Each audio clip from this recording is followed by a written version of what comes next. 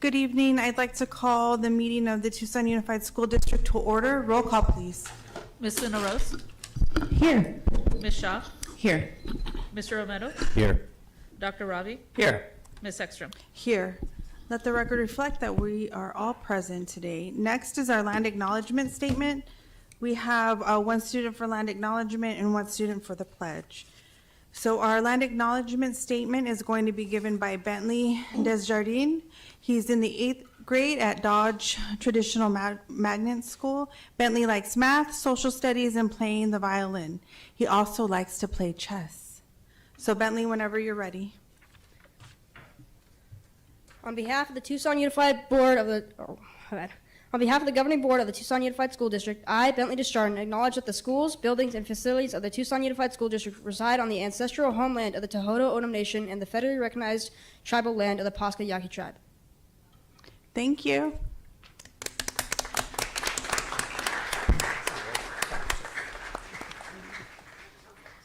Next, we have our student for the Pledge of Allegiance. It's Margarita Karnanchenko. She's in the 7th grade at Dietz K-8 school. Margot is truly a remarkable student who is talented, curious, and full of energy. She loves to travel and has already visited 21 different countries. In her free time, she enjoys creating videos for her TikTok channel, where she has an incredible following of nearly 100,000 subscribers. At school, Margot is also a dedicated volleyball player, proudly representing Dietz K-8 in team matches.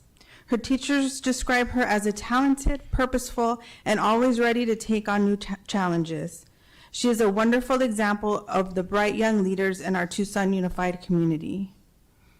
Margot, whenever you're ready.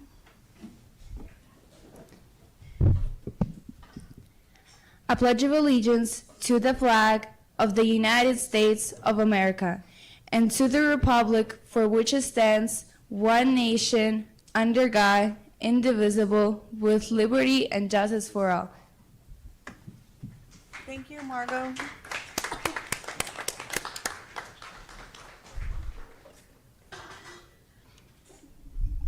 Next is agenda adjustments. Dr. Trujillo. From members of the board, we have no recommended agenda adjustments this evening. Great. Next is awards and recognitions. Dr. Trujillo. Yes, board members, members of the community, this is always one of the best times of any TUSD board meeting when we get to celebrate the excellence of the performance artists and musicians and artists. Talent that we have in the district tonight is no exception. So we begin with an outstanding student performance by the Dodge Middle School Advanced Orchestra. This is a talented ensemble that consistently earns superior ratings at the TUSD District Advanced Orchestra Festival. They're under the direction of Dr. Miller Asbill with the support of Principal Brenda Menigan. This orchestra performs a dynamic range of classical and contemporary music, including original arrangements by both current and former Dodge students. Dodge musicians have also had the incredible opportunity to collaborate with members of the Tucson Symphony Orchestra through master classes and workshops. The award-winning group also achieved international recognition, earning top honors in the Breezing Through Theory competition in both 2022 and 2024. This evening, they will perform two beautiful selections: Fantasy on a Japanese folk song by Brian Balmages, and then Pastoral Symphony, selections from Movement No. 1 by none other than Ludwig van Beethoven. Please join me in welcoming to the stage the Dodge Middle School Advanced Orchestra.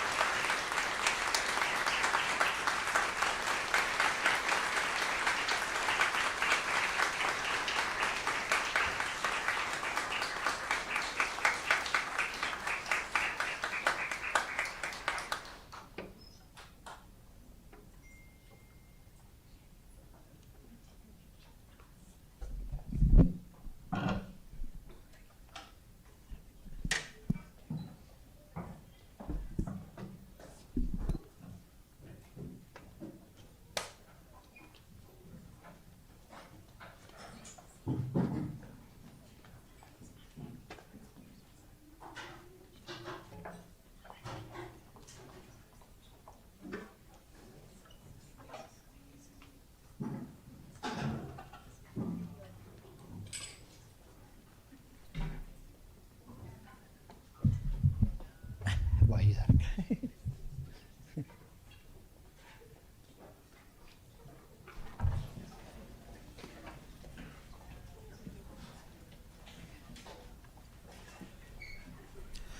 Ladies and gentlemen, one more round of applause for one of the most beautiful orchestral performances we have seen at a board meeting.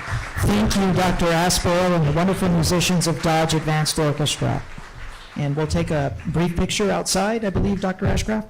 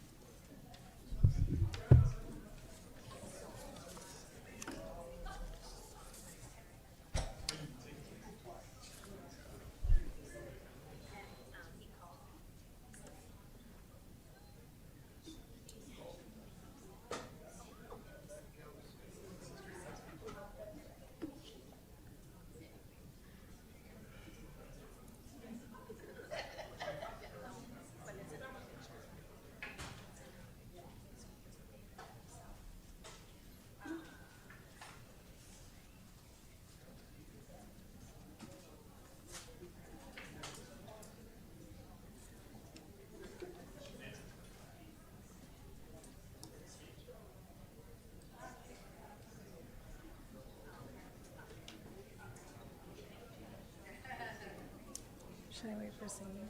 What's that? Should I wait for singing? It's just some words in recognition. Dr. Trujillo, did you want to continue on with your report? Yes, and again, a big thanks to Dodge Advanced Orchestra. After so many years doing this, it never gets old. I don't know what's more inspiring, watching our students perform or just seeing the pride in our parents with those phones out, watching their kids. It's always amazing to see our parents come out and celebrate their kids. So thank you all again for bringing your kids out and for supporting the arts in TUSD. But now we turn our attention to our own governing board because recently they were recognized by TEP as the Net Zero Hero Award winner in the category of Educational Partner. Across the Tucson Unified School District, high-efficiency HVAC systems and energy management controls are reducing energy usage and improving comfort. New LED field lights at 5 campuses cut energy costs and carbon emissions while meeting Tucson's dark sky standards. Our electric vehicle pilot and 5 charging stations promote cleaner transportation and lower fuel costs. We're also conserving water with synthetic turf fields at 2 high schools, with plans to expand our synthetic turf to all 10 of our comprehensive high school campuses. And of course, we are home to one of the largest school garden programs in the state of Arizona that produces an unprecedented amount of food grown directly on our campuses, flowing directly into our cafeteria, feeding and sustaining our students and our local school communities. And let us also not forget that we are a state leader and a nationwide leader in energy provided to the district coming from the beautiful Sonoran Desert sun.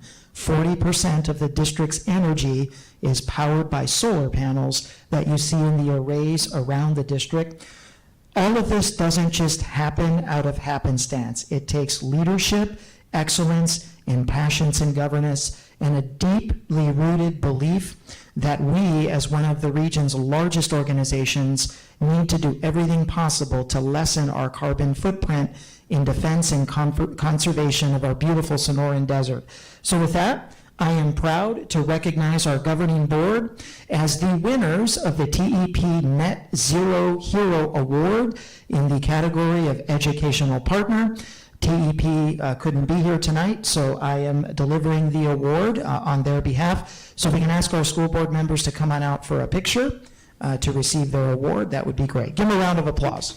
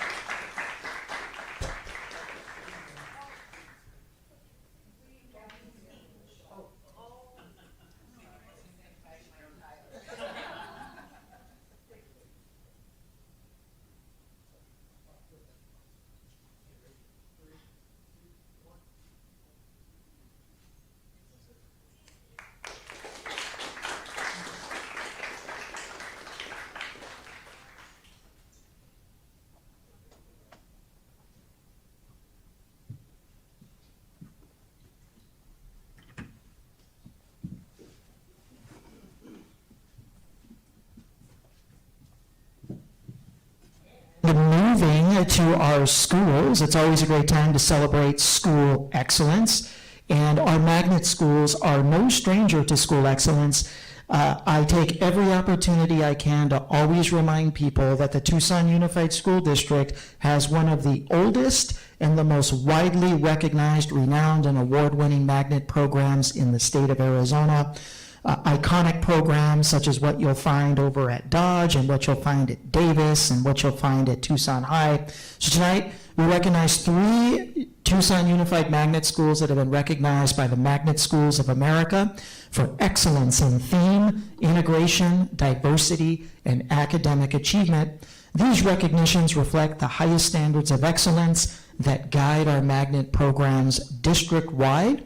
The following schools are being honored tonight. Dodge Traditional Magnet School, becoming an MSA, a Magnet Schools of America Certified Magnet School, first-time certification.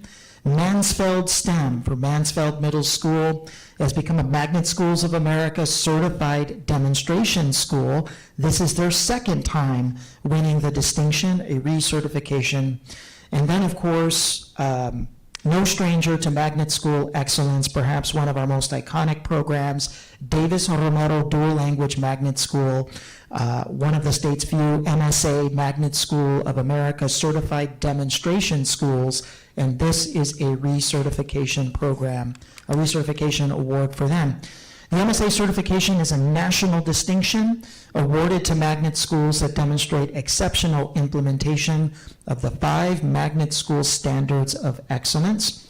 We are proud of these schools for their continued commitment to inclusive theme-based learning that provides meaningful and engaging educational experience for all of our students. And tonight we have our Magnet School, Magnet Department Coordinator, Ms. Erin Collins Kelly, who I believe is here tonight to present these wonderful schools. Erin, are you okay? That looks painful. Okay, all right. I will happily assist you, okay? So here we are to present our wonderful schools with their awards.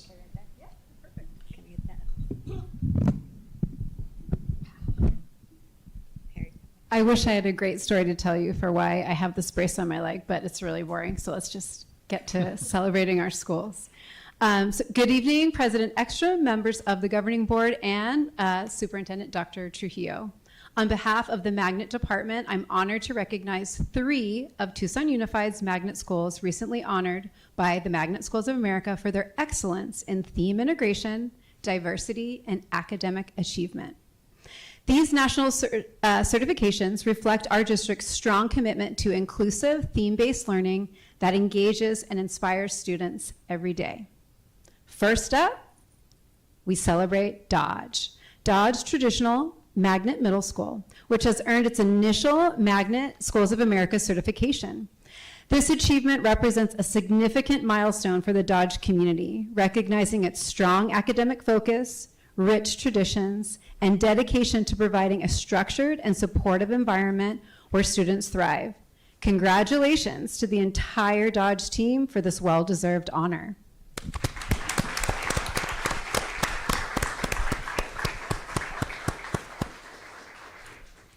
Next up, we recognize Mansfeld STEM Plus Magnet Middle School.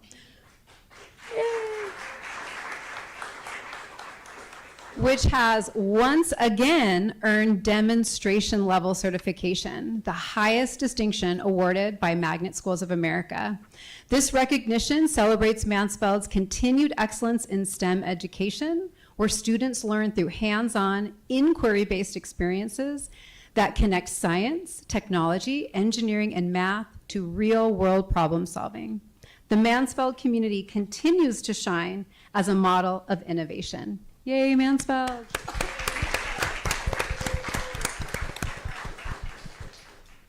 And finally, we celebrate Davis Romero Dual Language Magnet School.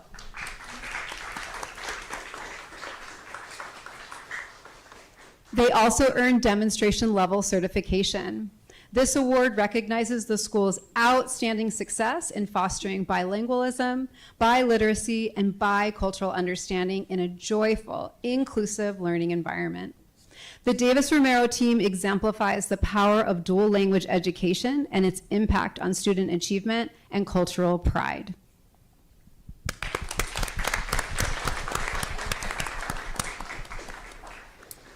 Just a brief closing, each of these schools exemplifies the mission of TUSD Magnet programs to provide innovative, theme-based learning experience that reflect the diversity, creativity, and academic excellence of our district. We are incredibly proud of their accomplishments and grateful for the leadership, collaboration, and heart that made these recognitions possible.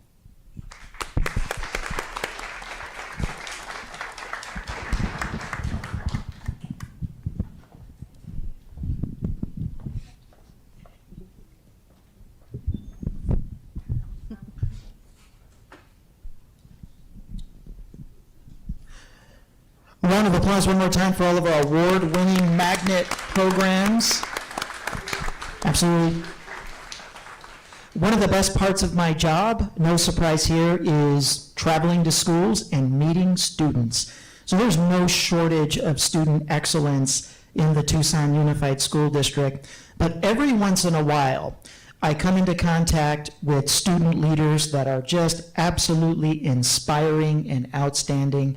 And such was the case recently when I went to Dietz and gathered with a group of students, as I normally do, in a focus group setting to talk about what are the strengths and what are some of the challenges at their local school and what are some things that we can improve on. So we had a very productive discussion about, you guessed it, the HVAC, and it's always hot, and what are we going to do to keep the HVAC running, and food quality and transportation and support for the volleyball team.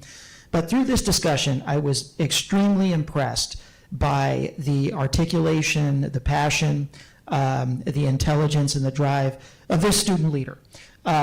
We saw her tonight at the pledge. We invited Miss Margot Karmashenko to open tonight's meeting. But she's invited here today because we want to acknowledge her excellence in the classroom and on campus and in leadership. When I visited Dietz in early October, I had an opportunity to meet this young lady during a student focus group where, of course, the students shared all of their perspectives on campus life.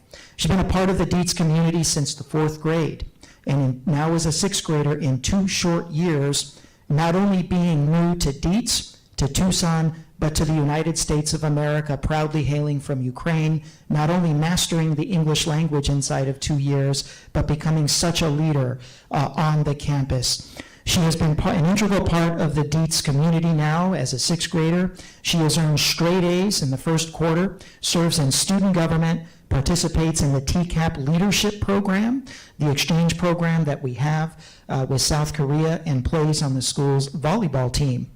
You also heard that she has a very impressive following on, I believe it's TikTok or Instagram. Her teachers, of course, describe her as talented, purposeful, determined, and a student who brings energy, curiosity, and excellence in leadership across the campus. Margot, you are an inspiring example of student leadership that lights up our district and makes us all excited to be educators across this district. So I'd like to recognize at this time a 6th grade student from Dietz, Margarita Karmashenko of Dietz, for student excellence. I'd like to ask her to come on up and receive her award.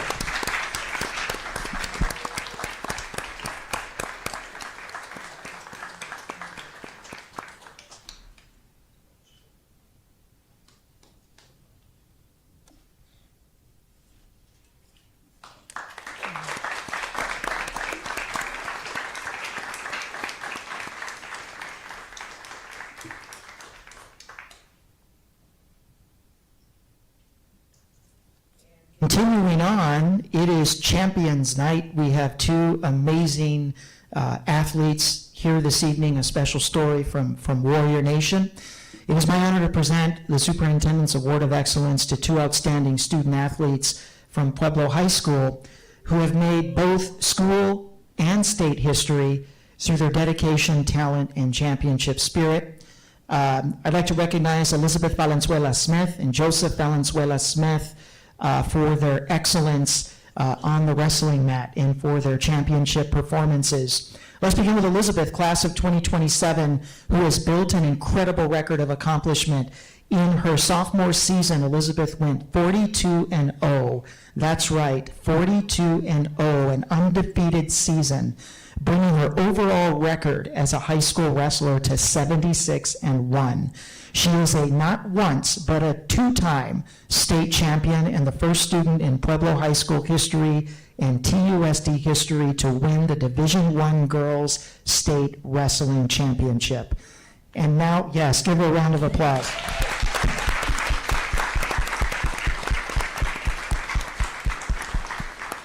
And it is not a coincidence that they share a last name. They are brother and sister. So let's move to brother Joseph. Joseph, class of 2026, has also excelled at the highest level. He holds a 51-3 record last season with an overall record of 133-16 in his 4-year high school career. He's a 3-time state plate finisher in the state tournament, a state champion, and a folk style nationals runner-up, and a 2025 Greco Nationals All-American. He is the reigning and defending state champion at 157 pounds. That is right, a brother and sister state championship family right out of Warrior Nation. Let us recognize their excellence, their dominance, and their championship spirit. Come on up, champs.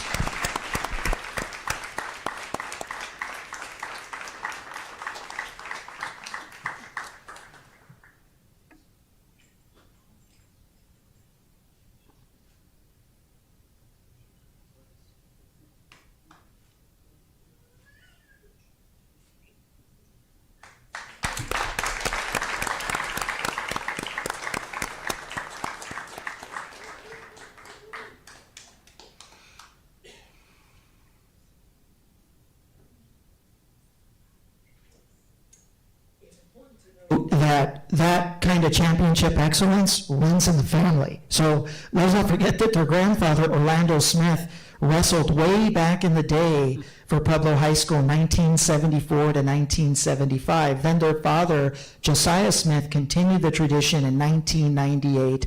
And now these two young people proudly carry that family tradition as they represent Warrior Nation.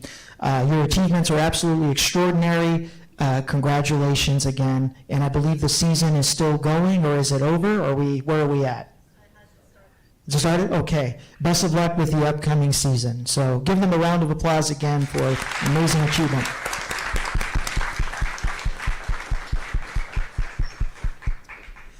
And tonight we turn our attention to some IB excellence. We're proud to celebrate our International Baccalaureate students who represent academic excellence, compassion, and global-minded leadership across the Tucson Unified School District. First, we recognize Angela Garcia, who is the 2025 Arizona Association of IB Schools and Career-Related Program Student of the Year. Angela's commitment to the IB career path and sports medicine program has prepared her for a bright future as a pediatric nurse. Through her work in IB, theater, math, and English, Angela has strengthened her skills in critical thinking, collaboration, and communication. Her sports medicine experience has provided both technical knowledge and a deep understanding of empathy. Angela's journey truly reflects the spirit of the IB career program, preparing students to succeed as professionals while shaping them into thoughtful and passionate leaders. In addition, we celebrate 5 exceptional IB diploma students who also exemplify the IB learner profile, demonstrating kindness, grit, principled leadership, and intellectual curiosity, and deep knowledge. So we also congratulate Eileen Cruz, Francisco Davila Martinez, Camila Marquez, Arleth Martinez, and Sean Torres. These students are valedictorians, risk takers, and compassionate learners who represent the very best of what it means to be an IB diploma recipient. They are recognized by universities and institutions around the world for their global perspective and for their successes that they've achieved through academic rigor. We are all incredibly proud of our IB students for leading with both intellect and heart, and for representing the Tucson Unified School District and Choya on a global stage. We are now going to welcome our Director for Advanced Learning Experiences, I believe Sky Sachko, if she's here, to present our students with their certificates and awards. Ms. Sachko?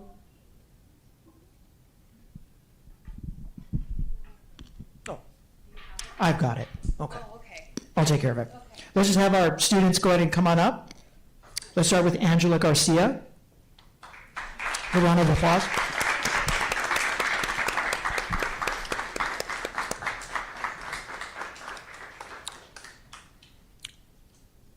Angela. Okay, congratulations. Absolutely. All right. Give a round of applause. Yeah. And then if we have Eileen and Camila. Yeah, stay up. We'll do a group photo. Okay. Round of applause for Eileen and Camila.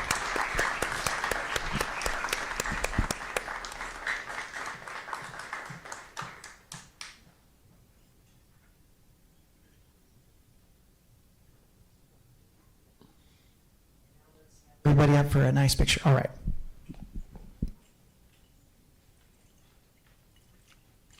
Our proud principal, Mr. Miranda, coming up. All right.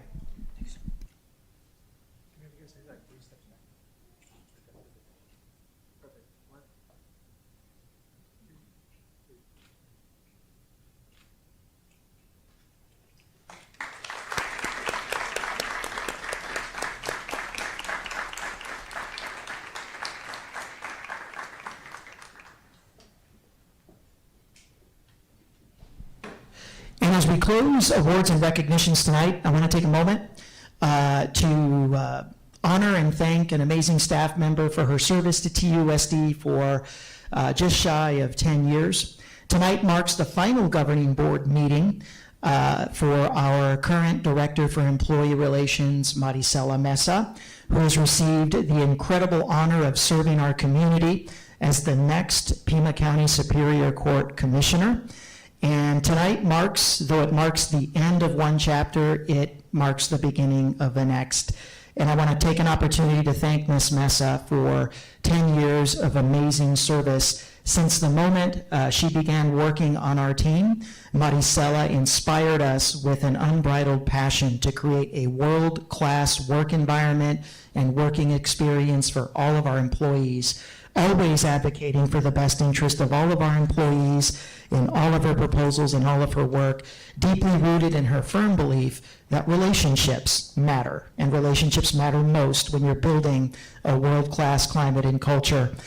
She will be missed by all of us here on the team, and her amazing work with our employee associations and some of the wonderful compensation packages that we've been able to pass throughout the years are largely related to her efforts and her relationships with the labor community. She's a crucial bridge between management and labor, and has been vital in that relationship thriving over the last several years. So I want to take this opportunity to recognize Maricela Mesa for her service to the Tucson Unified School District and wish her all the best in her new journey. Ms. Mesa.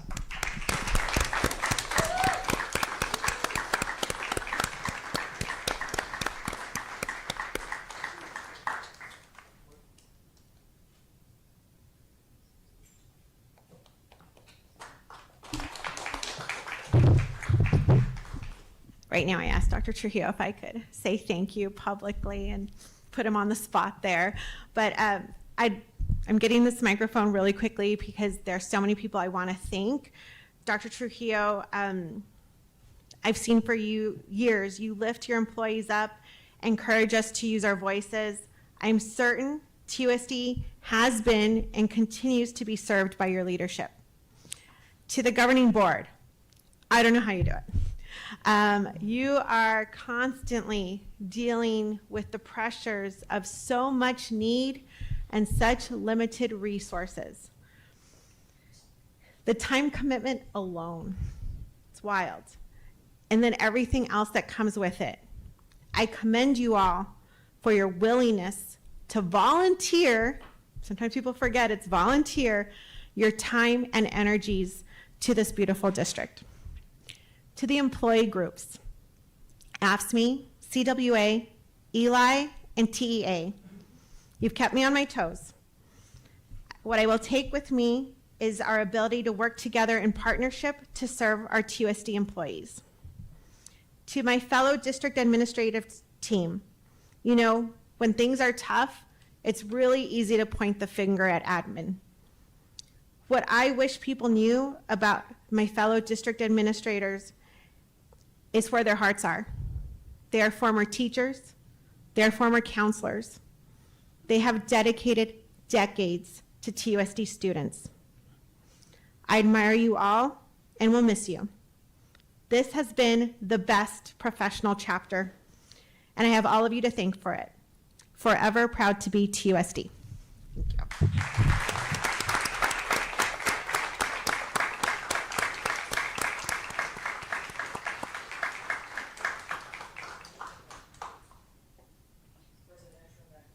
Awards and recognitions. Thank you, Dr. Trujillo. I would just like to congratulate all of the award winners tonight and say thank you to Ms. Mesa for all of your years of service and everything that you've done for Tucson Unified School District. We will miss you. Next is our board member activity reports. Governing board, who would like to go first? Go first. Dr. Shaw. Dr. Shaw broke his microphone. There we go. Okay. It just came apart. All right. Thank you, President Ekstrom, and thank you, everyone here tonight. I want to start my board member activity part, just noticing the audience, and want to just commend and thank all of the principals and teachers and staff and other educators who are here supporting their students during the award piece of Dr. Hurria's talks. I know that you guys work long days, and I want to thank all of you for being here to support your students even more after hours at this meeting tonight. I had a chance to visit two schools for the first time as a governing board member. I visited these two schools before the pandemic, and it was great to be back there as an actual governing board member. One of them was Robbins K-8. Thank you, Principal Thomas, for all of your years of service in TUSD and this amazing work that's happening in our Northwest part of the district. Got to read some of my favorite books with the young kids and got to speak to a social studies class. And talk about what it is to serve on the governing board and to work in the jail system and corrections and kind of a lot of things in terms of social studies and sciences that they're addressing in their government classes. I had a chance to visit Bonias K-8 for the first time as a governing board member. Thank you, Principal Schivioni, for the introduction and tour. I got to be there on a Friday when they have their awards assembly in the morning and got to see all the students sing and so many students awarded and all the parents in the audience. It was really great to see the community and culture and climate at Bonias K-5. I made a quick trip to Choya for a taste testing as we implement our climate action sustainability policy. One of the goals is to increase the number of plant-based options available, and so our kitchen invited me to join them at Choya to try some of the new offerings and all the taste testing with the students. It's great to see the students' perspective on this and try a few new dishes myself. Representing the governing board and the audit committee meeting, we are working right now to do the recruitment process again for our internal auditor position, and so we talked about that as kind of one of the main focuses of our meeting. Got to join RUHS football and bring my kids and my family to see the football game as they battled Choya Friday night a few weeks ago, and see the marching band, of course, perform, and the color guard and other students performing that night. It was a great experience for all of us and our family. And then finally, join the EEF for their luncheon, along with many of my governing board colleagues and Superintendent Trujillo. The EEF, the Educational Enrichment Foundation, raises money to support our students in TUSD, as well as our teachers and staff and programs in TUSD. And they're a Arizona tax credit eligible organization and a nonprofit here. So please go to their website, learn more about the amazing work they do and their Ray Davies luncheon recently. And please donate to EEF and help support the work they're doing to support our students here in TUSD. Thank you, Dr. Shaw. Ms. Luna Rose. Thank you, and good evening, everybody. Thank you for coming this evening. Always nice to see members of the public. Just a few items. Excuse me. I was invited by the League of Women Voters of Greater Tucson to their running and winning program at Choya High School. It was a workshop for 48 young women who are interested in public service. And so I spoke about what it was like to be an elected official and what it was like to run a campaign. And it was a round robin sort of thing. So we moved from space to space, speaking with a group of young ladies there at Choya, and it was really fun. They had some really great questions. In fact, one of the young ladies that got awarded from Choya, Miss Angie Garcia, was here, so that was nice that she's also a part of that. And so thank you for thank you to League of Women Voters for inviting me. I had it was a fantastic time, and I was the only school board member that day, but there was Mayor Romero, County Attorney Conover, State Representative Stahl Hamilton. There was a few others. Oh yes, Jen Allen was there, thank you. So it was a good event, so thank you.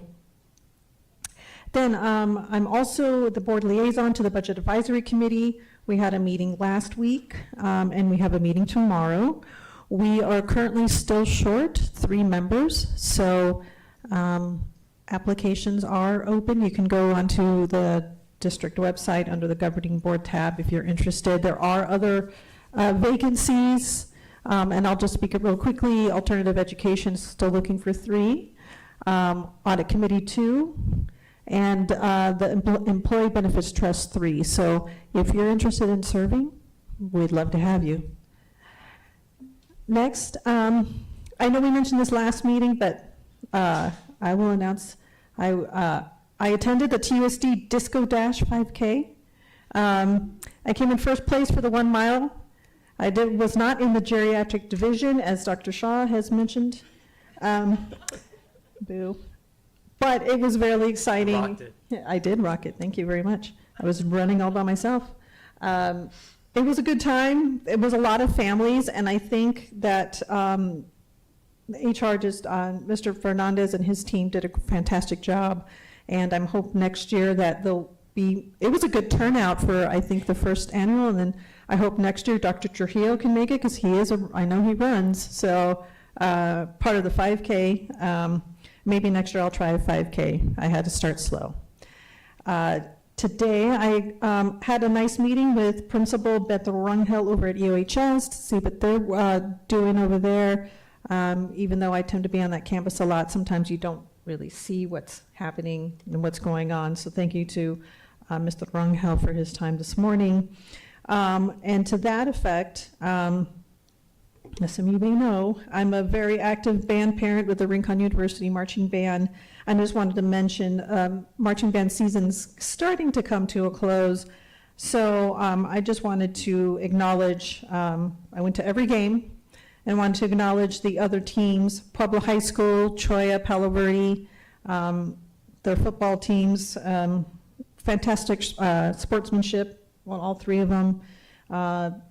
Then for the Rincon Marching Band, we had shows in Sabarita, Flowing Wells, Ironwood Ridge, all hosted by the Arizona Marching Band Association. There is another one coming up this weekend. The championships are in 2 weeks, and that's in Phoenix. And the reason mentioning those is because we do have some TUSD bands that are part of these competitions, depending on what division they're in. So wanted to also recognize the Marching 100 with Tucson High and Choya, because they have also have been at these events. And upcoming this week, this Saturday is U of A Band Day, November 1st. You can go to the Arizona Marching Band Association website, and it'll give a list of all the marching bands from around the state, pretty much, come down to the U of A. It's a very long day. It's a fun day, but a very long day, and you get to see at the end the Pride of Arizona plays for the crowd. And it's a fantastic way to support these kids, because they put in so much time and effort, and to the parents as well. And lastly, if you can't make U of A Band Day, there is TUSD Marching Band Exposition next Tuesday night, just down the street at Rincon at 6 o'clock. That'll be all the TUSD marching bands. Highly recommend, and come and support, because I cannot say enough, not just as a parent, but watching these kids from across the district march and spending their time away from their families, because this is something that they love doing. I'm a strong cheerleader for them, so thank you. Thank you, Ms. Luna Rose. Ms. Shaw? Good evening, everyone. So I attempted to attend the Alternative Education Advisory Committee. Like Ms. Luna Rose said, we weren't able to make quorum, and so I do encourage everyone to also check out our board committees, get involved. There's a lot of them, and many have vacancies. So when we have a full roster in each of these committees, it means that there's more likelihood for them to be able to meet quorum. So I do encourage you to check out all of those committees where we need community support. My daughter and I, who was in the Dodge Orchestra here playing the cello, we attended the Lineweaver Fall Festival. Thank you, Ms. Ekstrom, for letting me know when it is. She was able to see her 5th grade teacher, Ms. De Leon, and Ms. Fields, the music teacher over there, who were so instrumental with her in elementary school. So it's always great when schools have these annual events where former students can go back and see their teachers and see their old classmates. So we had a great time there. I also attended the Badger Foundation's breakfast and Hall of Fame induction, where some neighbors of mine, Miss Jackie Barnes Price, were being inducted into the Hall of Fame. So, you know, I always hear about things as they were back in the day and as they are now. That's how I heard about our Tucson High football team and how they needed new equipment. And so, yeah, I encourage any school foundation to reach out to the board members and invite them to attend the events because it helps us in our advocacy. I met with some leadership from AFSCME and also their members about some of their things that they want us to advocate for. Those are our blue-collar workers, bus drivers, bus monitors, custodians, and more. And so I do hope to advocate for them in the coming months. I also visited a charter school, Edge Charter School, which is right there on Tucson and Speedway. Now, don't be upset with me for that. Apparently, Edge used to handle our credit recovery programs in the district at least a decade ago. Now we do it in-house, of course, but just talking to the director over there about the issues that they're having. Of course, they have low enrollment as well, and struggles getting students to JTED and all of that. So it was interesting to learn about how charter schools are handling all of that. Let's see. And I also spoke this morning on the Morning Voice about the TUSD override. And that's it for me. Thank you. Thank you, Ms. Shaw. Mr. Romero?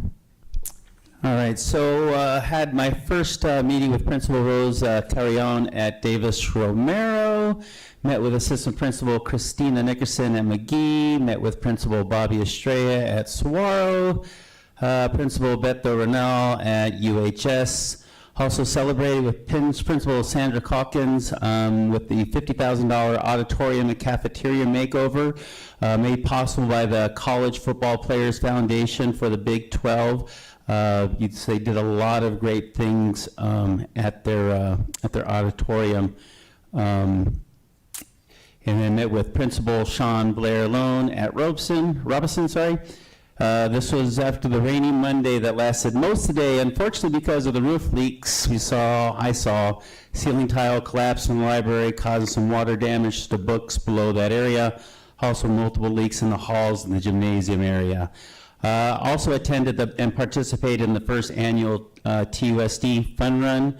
Wanted to thank everyone that put that event together, everyone who volunteered and participated. I think there was around 250 people that participated in the run, and I do feel it is important for the district to promote healthy activities for our TUS community. So I'm not sure whose brainchild that was, but I wanted just to take my hat off to you guys for doing that. And for the first annual, and I've been to many races before, they did a really good job putting it together. So I have to commend you on that. And I guess not knowing what the geriatric division is, Dr. Shaw, but I got third place in that one. You all rocked it. Also, that was 50 to 59. Anyways, met with Principal Josh Peoples at Alice Vale. Met with Principal Victoria Barajas at Van Bruskirk. Stopped by Bloom to see the finished bond fencing project there. Attended the Educational Enrichment Foundation Awards Luncheon. Also attended the bond walkthrough meeting with Dr. Carter, Principal Eric Brock at Palo Verde High School with 3 bond oversight committee members in attendance. Visited with my buddy Principal Amy Cannon. Took my granddaughter to a junior varsity and varsity volleyball game, Rincon and Tucson High. Thank you, Assistant Principal Amy, for the VIP seating. And this ends my board report. Thank you, Mr. Romero. So I attended the virtual town hall for the bond, and we learned about what exactly is happening on the bond and how many items have been completed. I just tip my hat to Dr. Carter and staff for getting this completed in a timely manner. I also attended the Bond Advisory Committee. I am the liaison for the governing board. I attended Pueblo High's first football game to celebrate the newly installed turf. My family and I were out there running with the football players. So that was really a good time. My daughter Zoe was was a champ for doing that with me. Next, I had a school tour at Dietz K-8. Thank you to Principal Vasquez for all the time that he spent with me, showing me around campus. Dietz has an AVID program and the Tucson Korea Ambassador program. Next, I went to White Elementary School. Thank you to Principal Creasy. I learned there about their dual language program. They are very proud of that. They also have self-contained gate and a preschool. Wright Elementary School was my next stop. Thank you to Principal Encinas. There at Wright, they have OMA, AVID, and a preschool program. Now, these are just some of the programs that our K through 8s and elementary schools have. So I encourage everyone who's looking for a school for their student to tour as many campuses as possible. You will find a community that's right for your family. Next, I attended the TUSD 5K Disco Dash. I did not walk and I did not run. But I was my governing board members' biggest cheerleaders as they completed the finish line. I am still recovering from a foot injury, so maybe next year I'll attend with you, Ms. Luna Rose. I was very proud when she walked through. I was like, wow, I think she's first, and she was. And then Mr. Romero, of course, just very awe-inspiring from the both of you. And thank you to Mr. Fernandez and everyone who put that together. It was a really great time. Next, I went to Gridley Middle School. Thank you to Principal Ortiz Montoya for all of your time. Programs there include advanced placement, honor courses, performing arts, and they're very, very grateful and for their sports programs. That's something that they wanted to show me specifically. And then lastly, I visited Sechrist Middle School. Thank you to Principal Garcia. I visited the Verizon Learning Lab, the orchestra class, and many other classes that were teaching culturally relevant material. And I also got to see Santa Rita students come back to their middle school to talk about their high school experience at Santa Rita. And many students there were just grateful that high schoolers were coming back and hopefully having them go to Santa Rita. That was really great to see. And then I attended the EEF luncheon. Thank you to Dr. Shaw, who hosted me at his table. And finally, as Line Weaver PTO president, we completed our fall festival this last Friday. And that was very fun. A lot of people attended, and it's just a great way for community to come together and see the school and just be there and have fun. So thank you to everyone who put that together. And that concludes my governing board report. Next is call to the audience. I will turn that over to Dr. Shaw. Thank you, President Ekstrom. Members of the public may speak during the call to the audience. The governing board clerk shall be responsible for recognizing speakers and for maintaining order where it may be appropriate. Those who speak in person or want to have their comments read shall email or call the board office or complete a request to address the board form before the meeting. Speakers who have not completed a request form are not permitted to address the board. The speaker must state their full name and topic prior to addressing the board. Speakers are encouraged to be brief with a maximum time of 3 minutes. While more than one speaker may speak together in the time allowed, speakers are reminded that they are not allowed to speak more than once, and they may not transfer or delegate their time to others. If there are documents for the board, please give them to the board office staff, and they will ensure each board member receives a copy. Those attending the meeting and or speaking before the board shall observe rules of good conduct. Speakers shall also refrain from inappropriate or slanderous remarks. And because TUSD serves students from preschool through high school, speakers should be aware there may be children present and listening. At the end of the call to the audience, the governing board president will ask if any board member wishes to respond to criticism, wish to ask staff to review a matter, or wish to ask that a matter be put on a future agenda. No more than 2 members may address each topic. Contents of this card are public information. President Ekstrom, we have 2 in-person comments and none to be read. We will start with Edgar Soto, followed by Guadalupe Henninger.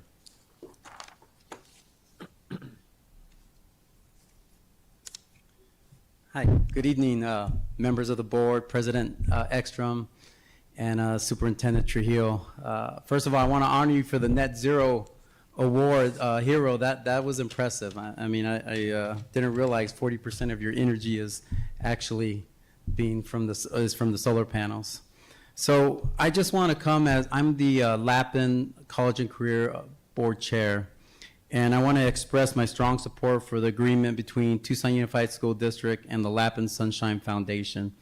This partnership is important on so many levels. Recently, Pima Community College has lost 5 of our TRIO Upward Bound grants, several of which directly serve TUSD students. These programs are life-changing. They provided mentoring, tutoring, and college preparation for first-generation and low-income students. Losing them has left a real gap in support for many of our youth.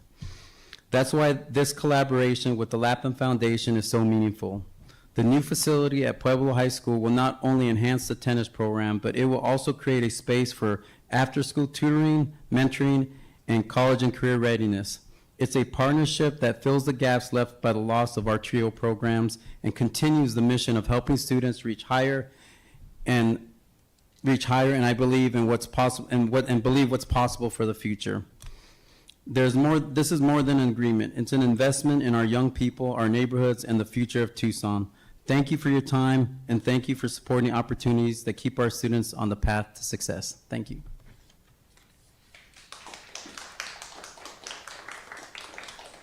Great. Thank you, Mr. Soto. Next, we have Guadalupe Henninger.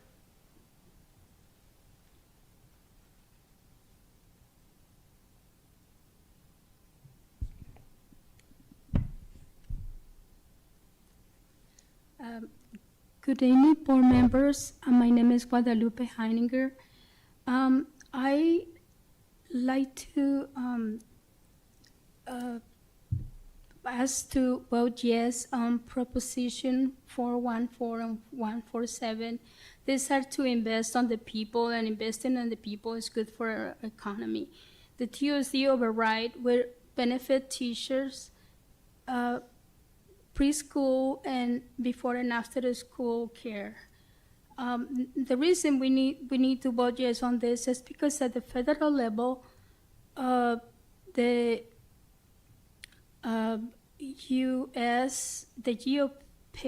GOP House of Representatives refuses to fund the people's for the people.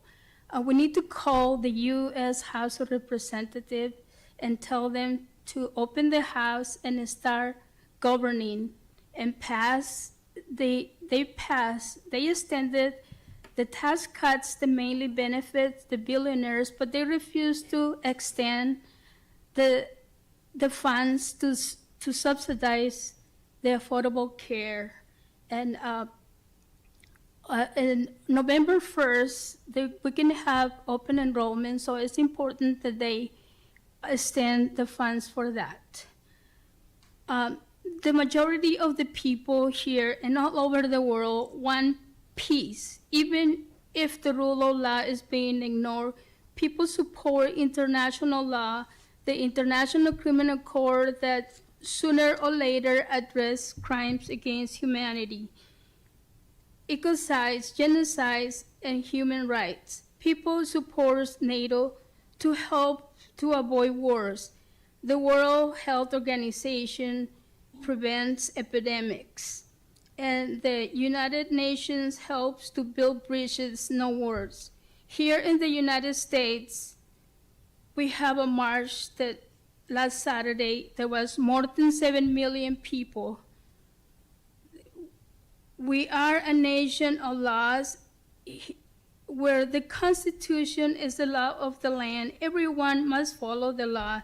Leaders must obey the law. Governments must follow the law. No one is above the law. Government exists to protect freedoms and people's rights. No governments can take those rights away. Our founding fathers believed that all people have the rights of life, liberty, and the pursuit of happiness. The rule of law helps to make sure the government protects all people equally. People give the vote. It's time. Thank you, Ms. Henninger. President Ekstrom, that concludes the call to the audience. Thank you, Dr. Shaw. Would anyone on the governing board like to address call to the audience? Ms. Shaw? I would like to thank Ms. Henninger and Mr. Soto for your advocacy, and also the folks at Lapin Sunshine Foundation for your generous contributions to our district and to Pueblo High School. Anyone else? That concludes our call to the audience. Next is the consent agenda. Do I hear approval for items 6.2 through 6.12? Mr. Romero? Can I pull 6.6, please? Sure. Anyone else?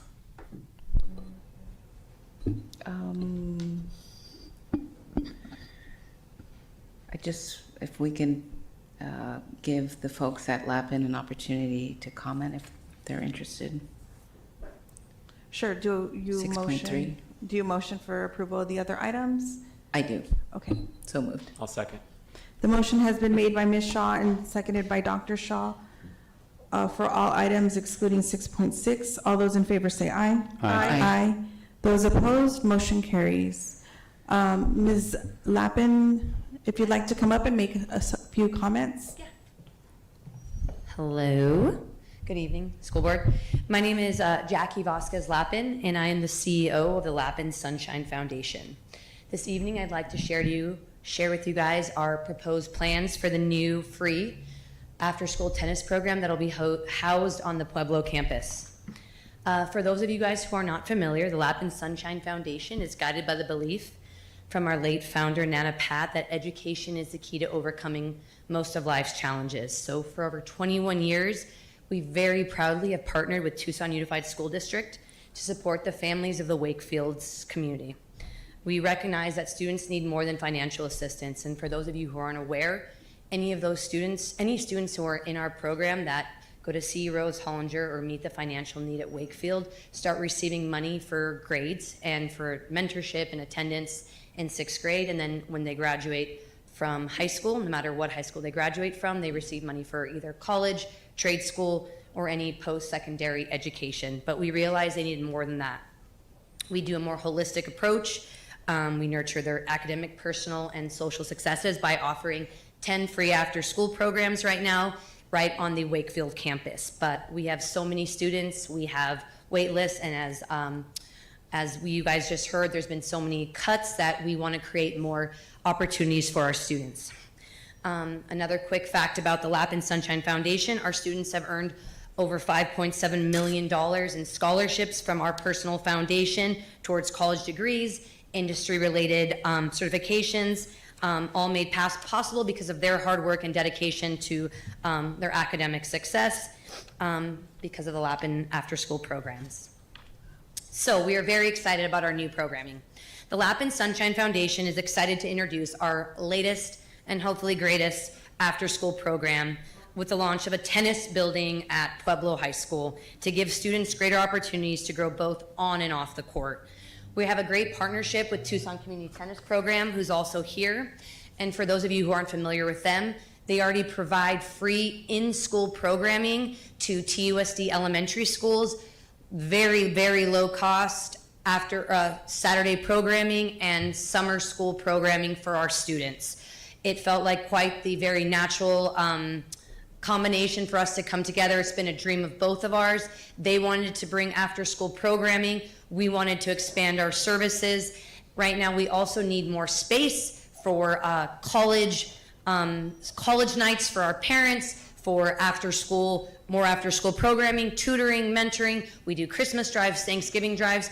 Our new building is going to serve way more families and parents, so this just feels like such a natural and needed building for our district. So in partnership with the Lapin College and Career Club and the Tucson Community Tennis Program, this initiative combines athletics, mentorship, skill building, and a holistic support. Through this program, students will gain mentorship opportunities, guidance designed to enhance their academic success, personal development, and future career pathways, all while fostering a love of tennis. The Lapin Sunshine Foundation is fully funding the tennis program and the project and prepared for ongoing maintenance and utilities.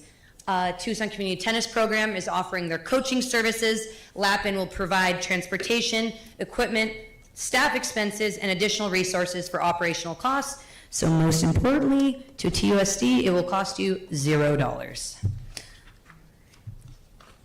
With the new tennis program, the Lapin Sunshine Foundation continues its commitment to empowering students, fostering growth, mentorship, and opportunity that extends far beyond the classroom and the tennis court. So I would love to open the floor if you guys have any questions, but we are really excited.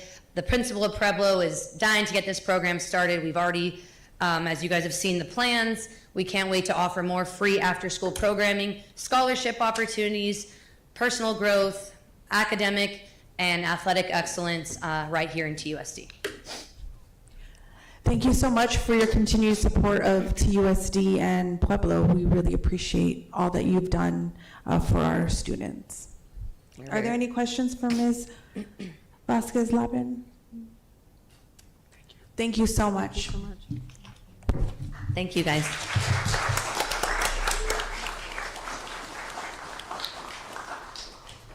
Next is item 7.1. Wait. Oh, sorry, 6.6, Mr. Romero. Yes, so I have worked with and have possible future work with one or more contractors on this list. I would like to have on the record that I abstain from this vote, please. I will move item 6.6. I'll second. The item has been moved by myself and seconded by Ms. Luna Rose. All those in favor say aye. Aye. Aye. Those opposed, motion carries 4-0 with one abstention. Mr. Romero, thank you.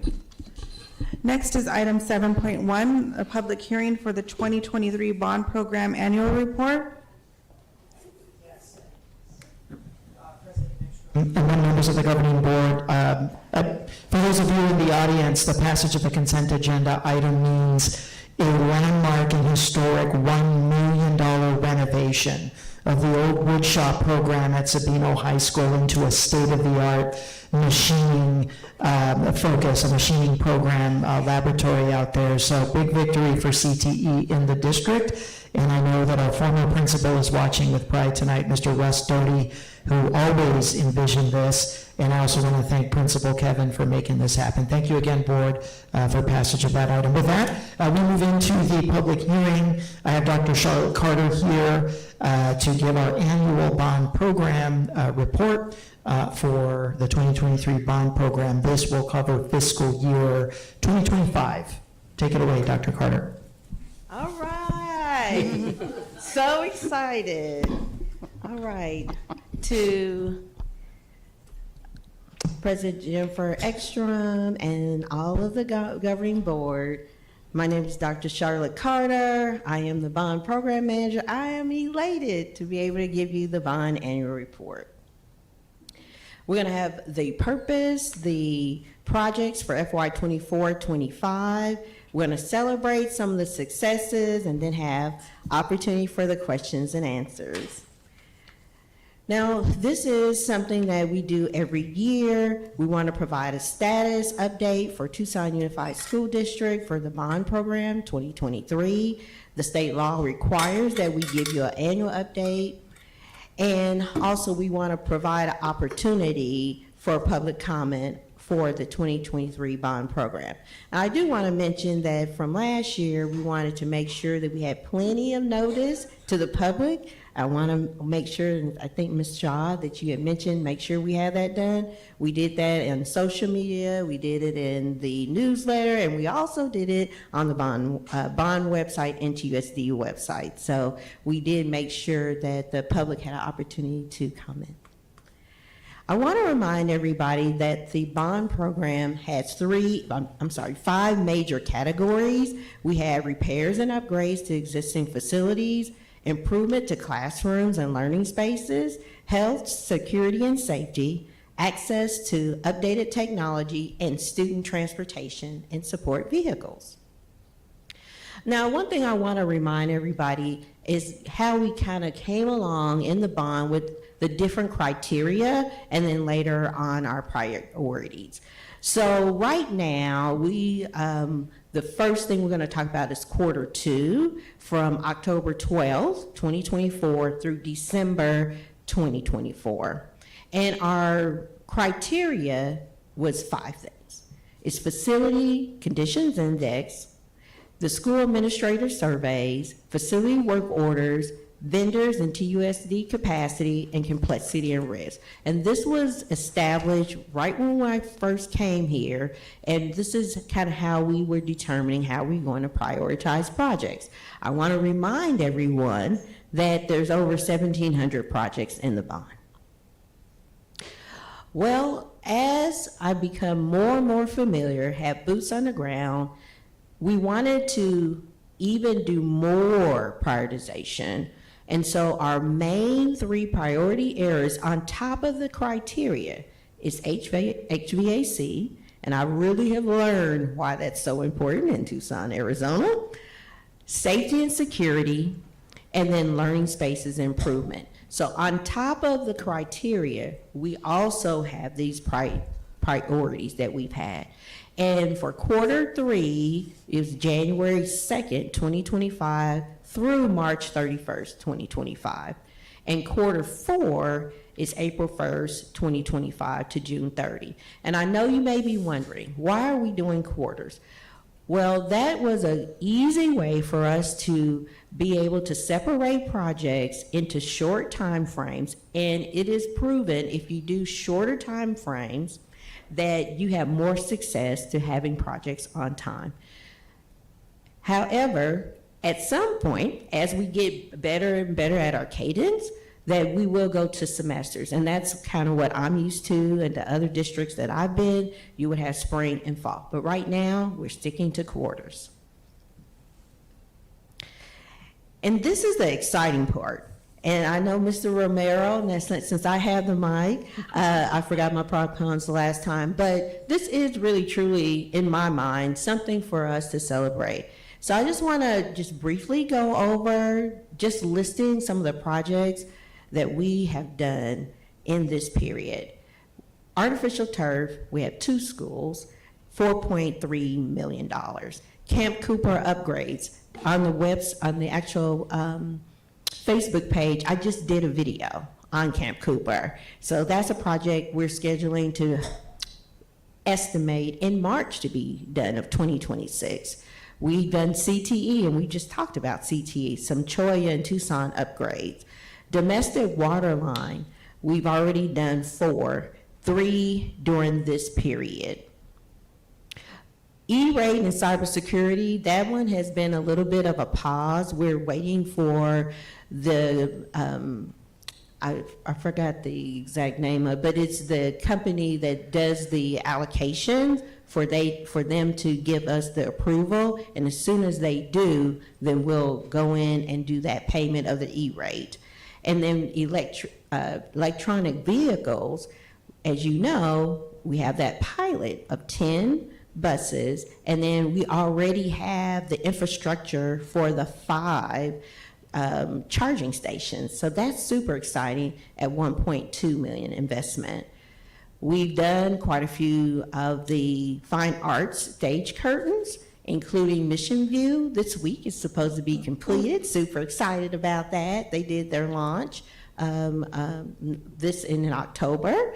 And then, of course, I have the HVAC package units and controls, and as I had mentioned here, this is just a kind of like a set aside money. So if HVAC issues come up, we already have money approved, so we could go ahead and get those items fixed as soon as possible. We also have HVAC school kitchen retrofits and appliances that we've done. We did 4 this summer, and so that's super exciting. Those are complete. I think there were only had 2 schools that have some appliances that we're doing. We were doing ovens and what they call dish machines, like dishwashers. And so those projects are almost totally complete.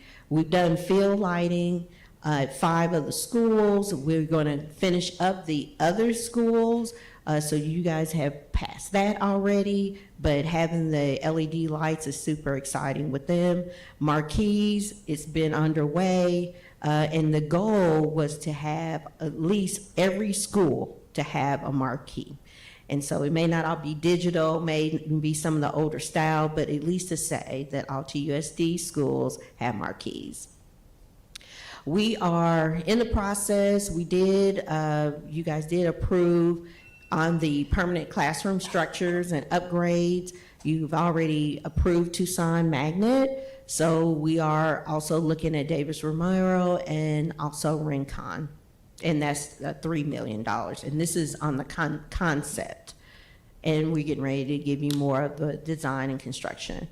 We are about 98% on the rainwater drainage for Carrillo, and that's super exciting, something we have brought to you. We already have all the buses for the 72 passenger and the 10 special needs buses. We've done the health office upgrades. We did 4 of them this summer. We did a lot on the school parking lot, and those were dual funded projects where we did get some funding from adjacent ways and then also the bond. So that was a way where we were able to collaborate and also extend the bond dollars. We also had 1,000 Chromebooks that were distributed, and that would be something every year that we do in the summer to make sure that the kiddos have what they need. And then we also had support vehicles for facilities, and we got the dump trucks, and we've already got those various things for a total of $48,525,584. That is a lot of work. We did about 85 projects this summer in total over the 18 months that we have been doing business, we're doing the bond. We have spent $54 million. So it's super exciting. Not all the projects are totally complete, but we are, like I had talked about a long time ago, you have to go slow to go fast. And so that's what we've been doing. I would not say that we're fast yet. I would say that we're medium. So celebrating success. And you probably will have to hit the video here. So we have a video that you would need to be in the PowerPoint to.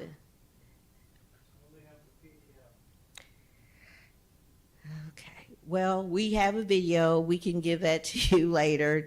We did supply both of those things. But basically, it was just showing you real life, all the things that we've been doing, the Pueblo, doing the domestic water line, all the things that we've done. And we are super excited to be able to present that many projects, almost a total of 300.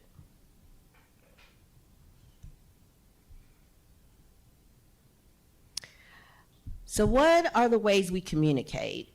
In project management, communication is 90%, and a lot of projects fail because they don't have good communication. So one of the things that we have really worked super hard this year is making sure that we communicate in different ways. People consume information differently, so we want to have a lot of different mediums in which we communicate. So we have the bond website, which we did have last year when we did the presentation. You have a list of projects, you have the active projects, you have the district map, you have a photo gallery, and since then, now we have a video gallery. So all this information is out there as well, so stay tuned for updates. And that's the bond website and dashboard. We have, since last year, implemented a monthly newsletter. So hopefully you guys have seen the newsletter. That is a medium in which we send it out to all the TUSD families. We send it to the staff, and then we send it to you. And if people want to subscribe, they can also be a part of the newsletter.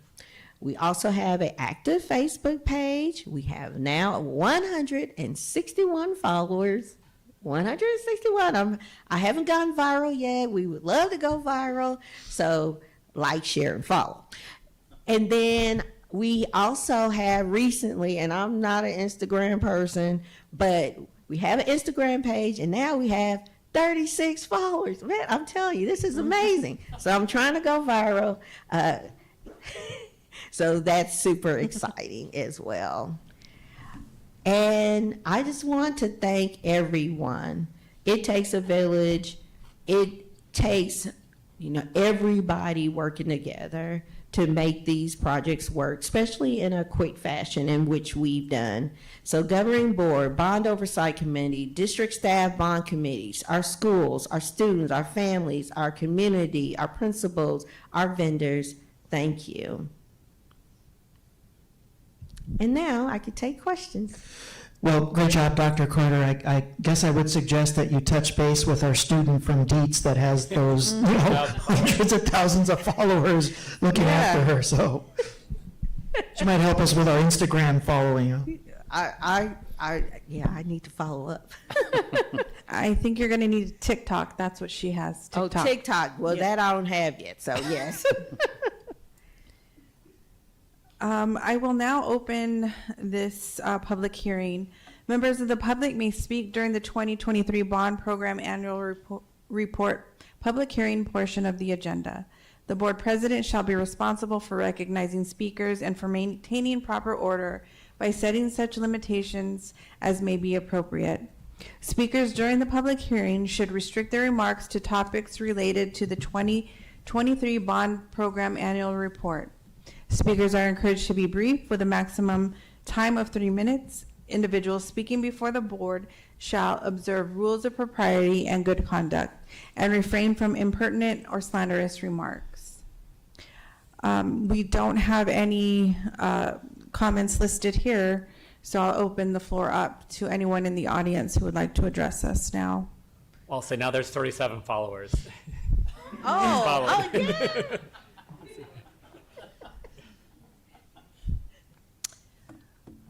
Okay, I would just like to congratulate staff and Dr. Carter for your transparency and commitment to our community with their bond dollars.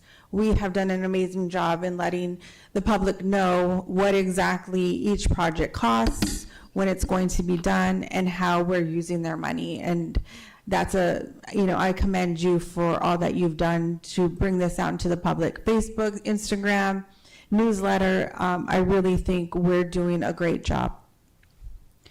Dr. Shaw? Yep, I want to thank the public for supporting our public schools here. 2023, we passed our first voter initiative in a generation. And because of that, our schools, 88 campuses around Tucson, are being transformed. Thank you to the public for supporting TUSD and the public schools. Thank you to our Bond Oversight Committee for all of the hard work vetting all these projects. And I know you have a lot of members of your committee here. Dr. Charlotte, if you want to introduce them, it would be great to see them and just have them be introduced and recognized for all their hard work. And thank you to Governing Board Member Ekstrom for all of her hard work being our board liaison to the committee all these years. Well, thank you. Can you, everybody stand that's on the Bond Oversight Committee? And so, wow, yeah. So we have Peter Norquist, Project Wonderful. And then we had Sophia Bloom. Raise your hand, Sophia. And Katie, I can't say your last name. Ariso. And then also we have our chair and partner in crime, Erica Carter, Miranda. And they have been so supportive. And Miss Cindy Coleman. We got the whole. And Cindy also, Coleman.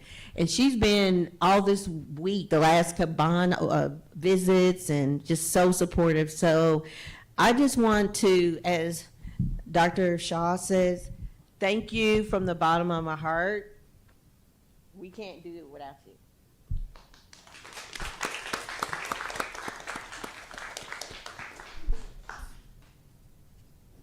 Ms. Ekstrom? Yes, Ms. Luna Rose.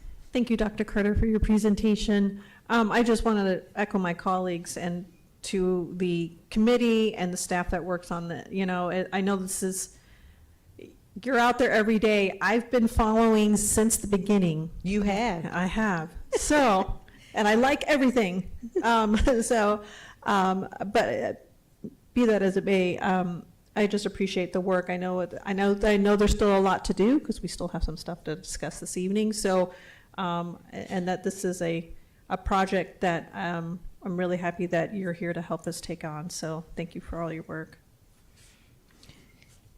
And I do want to, those that are on the bond team and also my partner in crime, Damon, can you stand, all of the support staff, please?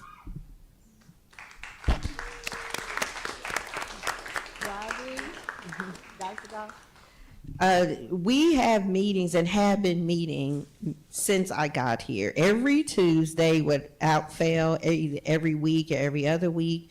And we're having hundreds of meetings with principals and with staff and bond visits. So just thank TUSD for giving us the structure to be able to do it. Okay, thank you, Dr. Carter. You'll have to stay up here. Next is the approval to procure goods for services for Q2 through Q4 fiscal year 25-26 bond project priorities. All right. Thank you again. Can we put up on the screen the proposed, we'll start with the proposed list and descriptions. Yes, thank you. So as we talked about earlier, we are already planning the summer. Last year we started in November. This year we got even smarter and we're starting, I guess our first presentation was in August. So we're not waiting. And so what's happening is you'll just continue to see, we build the list of what all we're doing for the summer. And this is a really cool project that we're doing, is health office upgrades. You're familiar with it. We just did 4. And so this summer, we're looking to do 5 more. That would be at Mission View Elementary, Pister Middle, Rincon, University High, Safford, and also Santa Rita. These health upgrades include ensuring American with disabilities, the ADA standards, cabinetry that allows for the locking of a medication, for safety, flooring, and if we can, we do a little bit of paint. I did add $10,000 last year, with $65,000 per school. So we added a little bit more because Dr. Gall did a really good job on some of the other projects with getting funding. So I'm not having to do those particular projects. So I gave a little bit money here. So for Q3 and 4 projects with a contingency of 20%, it's $450,000 what I'm proposing. So if you could go to the detailed project list, and it just details out a little bit more of these particular projects.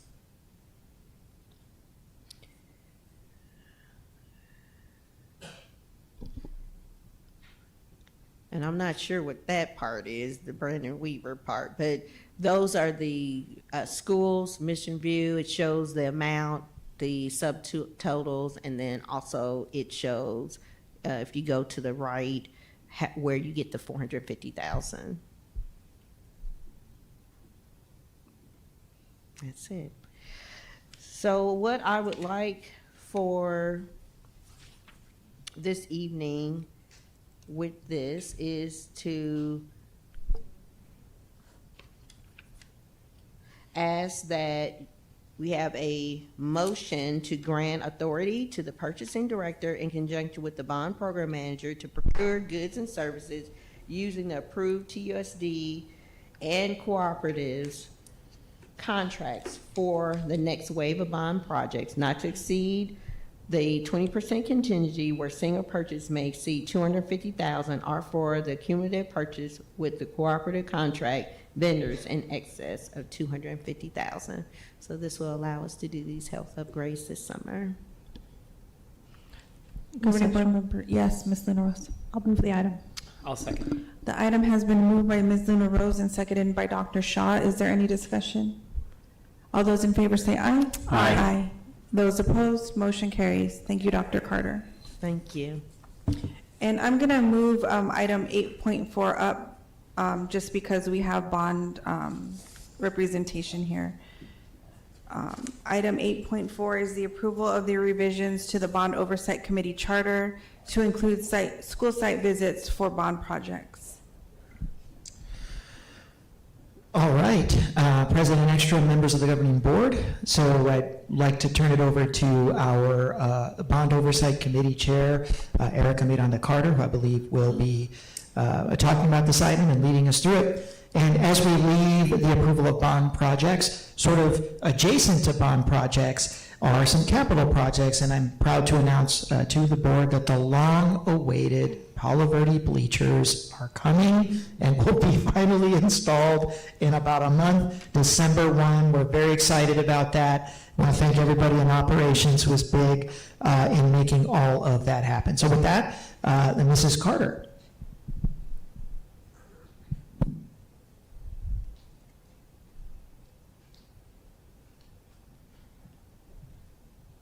Good evening, President Ekstrom and governing board members, Dr. Trujillo, Mr. Ross.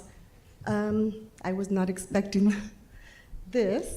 Would you like me to lead you? Would you like me to read? My apologies, you're listed on there as a presenter, but we can certainly help you out.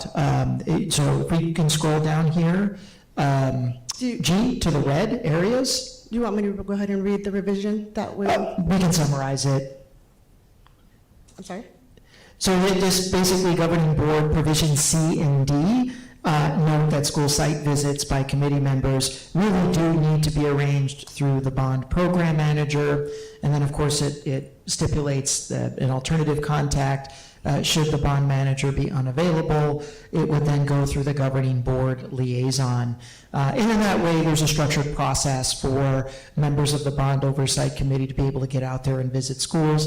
And then, of course, our provision D there, that individual committee members, they're certainly free as committee members, sort of like governing board members, to really express what you personally feel, but it's important to understand that provision D really establishes that the Bond Oversight Committee takes formal action when they're convened as an actual formal quorum, regardless of what any individual committee member might say or think needs to happen during an individual walkthrough meeting. So that's the spirit of C and D.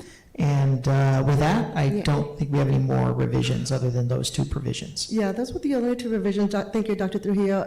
The committee did feel, we've had multiple verbal conversations within the committee, and we felt it was important that we did have clear language in our charter that specified what the protocol was when it came to making site visits. Number one, we want to make sure that there is clear communication from our principal directly to our bond manager, Dr. Carter, that there's nothing lost in translation with the middle person in between. In addition, we don't want to overwhelm our principals with multiple committee members showing up, requesting, asking the same questions over and over. And those were the main reasons that we felt that it was important that we have this language in there. I'm happy to answer any questions that you all may have. Are there any questions for Ms. Miranda-Carter? Mr. Romero? Not really a question, but a positive comment on this. I'm extremely ecstatic that this was brought up for that. I know we had a meeting just recently with Eric Brock, with Dr. Carter, and 3 members of the Bond Oversight Committee, and they were able to see firsthand, especially what we had going on with Palo Verde, what Mr. Brock was going through. We're talking about these bleachers over here. This last season, the volleyball team couldn't host a volleyball game there because, basketball hoops not being able to go up, and the bleacher aspect. But what does that really mean? So their booster or the group wasn't able to get money from the, concession stand, little things like that. The Bond Oversight Committee people seeing the aerial view of like the Palo Verde field and all the issues that they have. So it's very firsthand, and they're able to talk to the principal. And I have to commend Dr. Carter for giving that personal touch at this first meeting that I saw with them to Mr. Eric Brock. And understanding his concerns and letting the Bond Oversight Committee not just see it on a piece of paper, but to see what's really going on at these schools. So for the Bond Oversight Committee to take this step, I encourage as many, these meetings that Dr. Carter puts together, I would love to see the Bond Oversight Committee members at least try to get to one. So, once a year at least, just to see what's really going on at these schools. And for what Dr. Carter has done, she came in on this, the bond passed, and then she came on in. What she's been able to do through asking the Bond Oversight Committee to come together, her people, Damon and Zuli on this, and then again, making it, like she said, as a village coming together. And I love seeing that the transparency, like Mr. Ekstrom was talking about, is there visible with the Bond Oversight Committee and the work that they're doing with this. I want to commend you for bringing this on board. Thank you guys very much. Thank you, Mr. Romero, and I completely agree with you, and I would also like to recognize Dr. Carter because she has absolutely been completely transparent, very welcoming, accommodating, and including President Ekstrom, who is our board liaison. They have made themselves available to include us, to invite us, and encourage Bond Oversight Committee members to go and see what are the projects that are being requested, to see the outcomes once those projects are completed. And absolutely, it's important that we get out there when we can. So, yes. Ms. Shaw? Thank you for speaking on this item. I echo Mr. Romero and his commending Dr. Carter and yourself as chairwoman. I like these revisions. I think it's really critical that we do have our Bond Oversight Committee members to do school sites because, sometimes when we visit schools, like Mr. Romero said, where there's like a ceiling tile falling down, and then we see something different on like the bond menu, we wonder like, where's the priority? So I think it would be great for your committee members to be even more involved and like adjust based on what you're seeing in the field. I do want to suggest that we fix the typo in 2D where it says but many not represent. I think it's supposed to say, but may not represent or imply that they represent.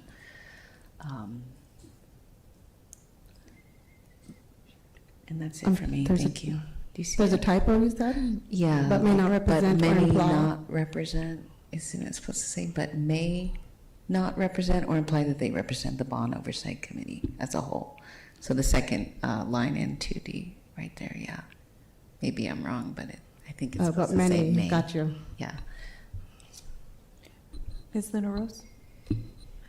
I was just going to point out the typo because I'm a nerd like that. So, yeah. Thank you, Ms. Shaw. Thank you. But also, yeah, thank you for all the work that you guys do. I know this, as a parent, you're freely giving up your time to do this. So, thank you. Yeah, of course. Happy to be part of all of it. Dr. Shaw?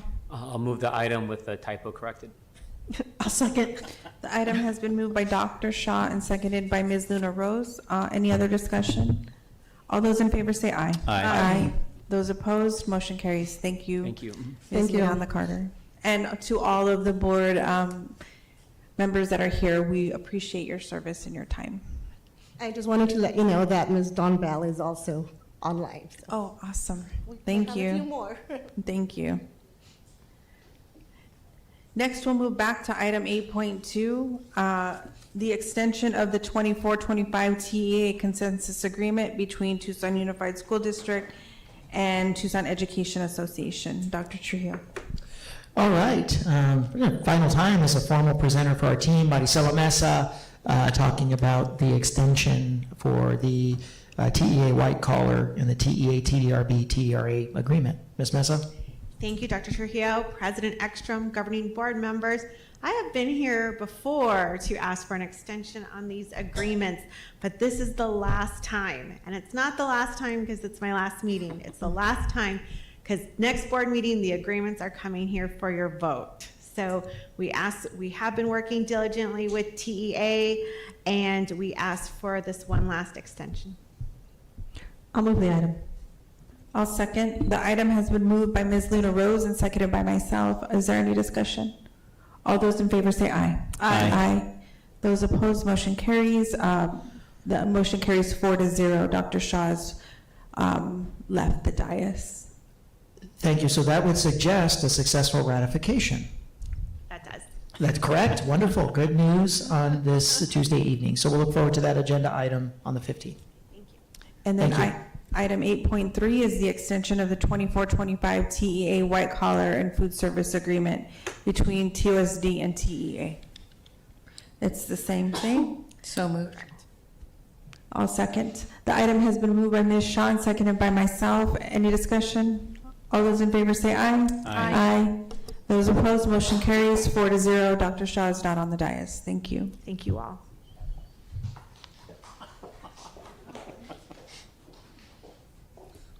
Next is study action item 9.1, Governing Board Policy EEA, Student Transportation and School Buses Revision, first reading. Dr. Trujillo?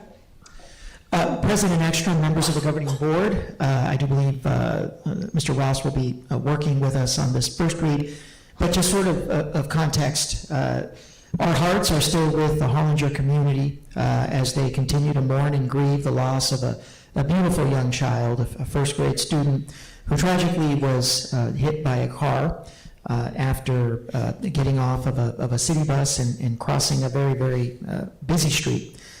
And upon reflection, I know that I speak for most of my team members, all of my team members, in fact, that we want to do everything we can to create the conditions that will make it as easy as possible for parents to choose district transportation for children, especially as young as K-5. And I think you can make the argument that K-12, that we want to create the conditions that make it absolutely easy as possible for them to get onto a district bus. So what we're seeking to do in the name of making sure that all of our kids are safe is to embed in policy that it is a requirement for students of this K-5 age group, at least as a starting point, that your only options are to get on a TUSD bus or to have your parent or your guardian designee pick you up at school. Not a commentary on the state of the city's transportation, but only speaking as an educator that a 6-year-old child should not be on a city bus navigating all of the challenges currently or being asked to cross some of the most dangerous intersections in the city where a lot of these bus stops are located. By putting the auspice of control back onto TUSD transportation, our transportation routes are pre-spotted, they're pre-analyzed and pre-assessed by our school safety team to make sure that they are in the safest places possible. And of course, children then become under our direct supervision, our policies, our bus drivers, our educators. So that's the spirit behind these revisions. Mr. Ross will walk us through the technicalities. Mr. Ross? Thank you, Dr. Trujillo, and good evening, President Ekstrom, governing board members. So as Dr. Trujillo outlined there, we've got a couple of two parts to this, really.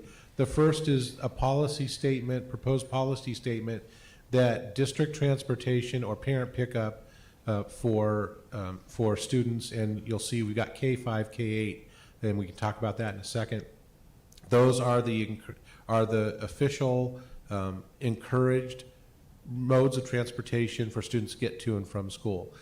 That's part one, a policy statement, that's the safe routes that we're encouraging students to have to and from school. The second part is if a parent, and we recognize that parents have a lot of choices in how they want to get their students to and from school, from other public transportation, from walking to a location that's not their home, meeting somebody else, being transported by other individuals. Parents still have all of those choices, but what we want to do is encourage them to think about whether that's the safest route, and if they're going to choose those, to make sure that it's in our records that they are making that choice and they're recognizing and accepting the risks of those choices, because those are not the controlled transportation modes for the district. So that's the proposal here. You'll note that we have K5 and K8 kind of in brackets there. And I'll tell you that the staff, when talking about this, were divided on whether we should propose that this apply to K5, K6, or K8. And so what we decided to do is leave it in the hands of the policymakers, which is you. And you can give direction now and choose one of those or not, or you can perhaps put it out for the period of public comment and see if you get any feedback from the community on whether anyone thinks it should apply to one or the other, and maybe think about that when it comes back for a second read. So that's what as Dr. Trujillo said, the spirit behind this and the two parts of the policy statement. Governing board members, Mr. Romero. Just looking at it firsthand, since all the parent has to do is sign a waiver that they don't want to do that, I think in the spirit of K through 8, again, probably from 5th, 6th, 7th, they might not. But then again, if we gave that opportunity to the parents to sign that waiver at that point. So I would be leaning towards K8 myself. Ms. Shaw. I agree with Mr. Romero. I think K8 would be best, though I do wonder what my colleagues think about like even extending it to the higher grades.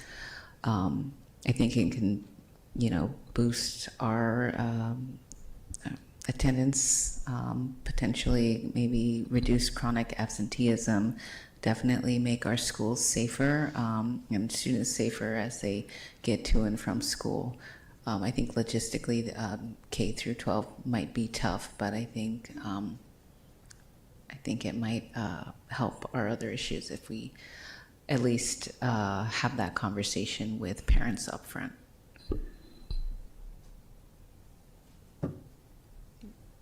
Any other discussion, governing board members? Ms. Luna Rose. Thank you. Excuse me. Mr. Ross, so we could put this up for, well, I mean, I know it's the first read, but we're putting out for public discussion or public comment, I mean. That's the standard process is for the board to approve a version to be put out for public comment and then come back with any feedback to the board on a second read. And I'll just comment on K-12. One of the reasons we struggled with putting K-12 in there is because we do actually route high school students on city buses, unlike the other grades. So we'd have to kind of try to carve that out, I think, because that is an official transportation route offered to high school students.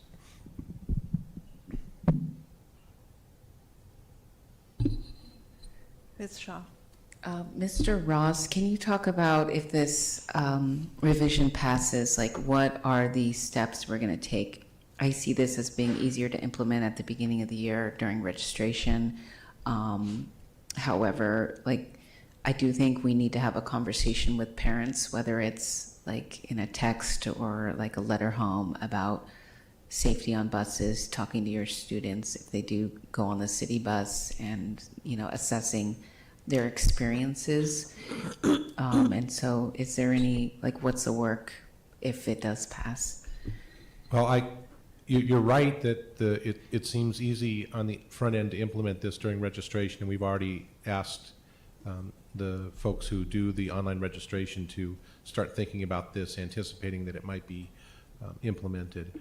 In terms of the communication piece, I haven't done any work on that. I'm hoping that communications, transportation, and hopefully some work with our regionals can help us develop those conversation points that you were talking about. Yeah, I think we have the tools, I think, to really do this well in terms of the communication piece, especially with Parent Square, and a lot of the teachers use Class Dojo. You can really get information like instantaneously out to parents. I think internally as a team, depending on the timeline here, I think logically it makes sense that you would target next school year. to be able to implement something like this. Just when you look at the 30-day period for public comment, second read, we're going to be into the second semester anyway. That's going to give our transportation division an opportunity to really reassess capacity and routing capability for the upcoming school year. Dr. Shaw. Thank you, President Ekstrom, and thank you for bringing this policy forward. I know we've talked about the intent and the situation that led to this, but I'm leaning towards voting against this. I'm not really sure what we're trying to accomplish. I think our schools can already communicate transportation options to families without a policy and a requirement for a release. I'm not sure we're just trying to do a CYA protocol here, or because I can imagine, like, I think of Line Weaver, where a lot of our kids go to school or have gone to school. A lot of the families in that neighborhood walk home.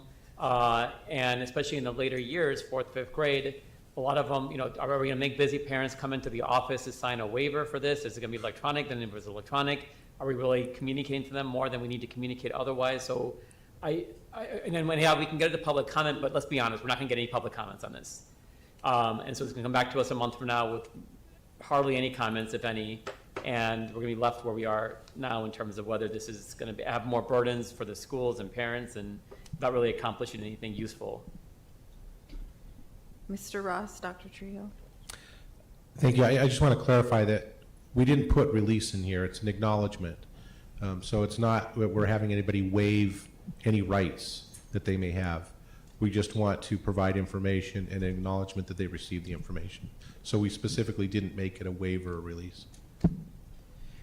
So the spirit of this is, even if it's one student, there should not be a 5-year-old or a 6-year-old that is getting on board a city bus being dropped off at some of the most dangerous intersections in the city.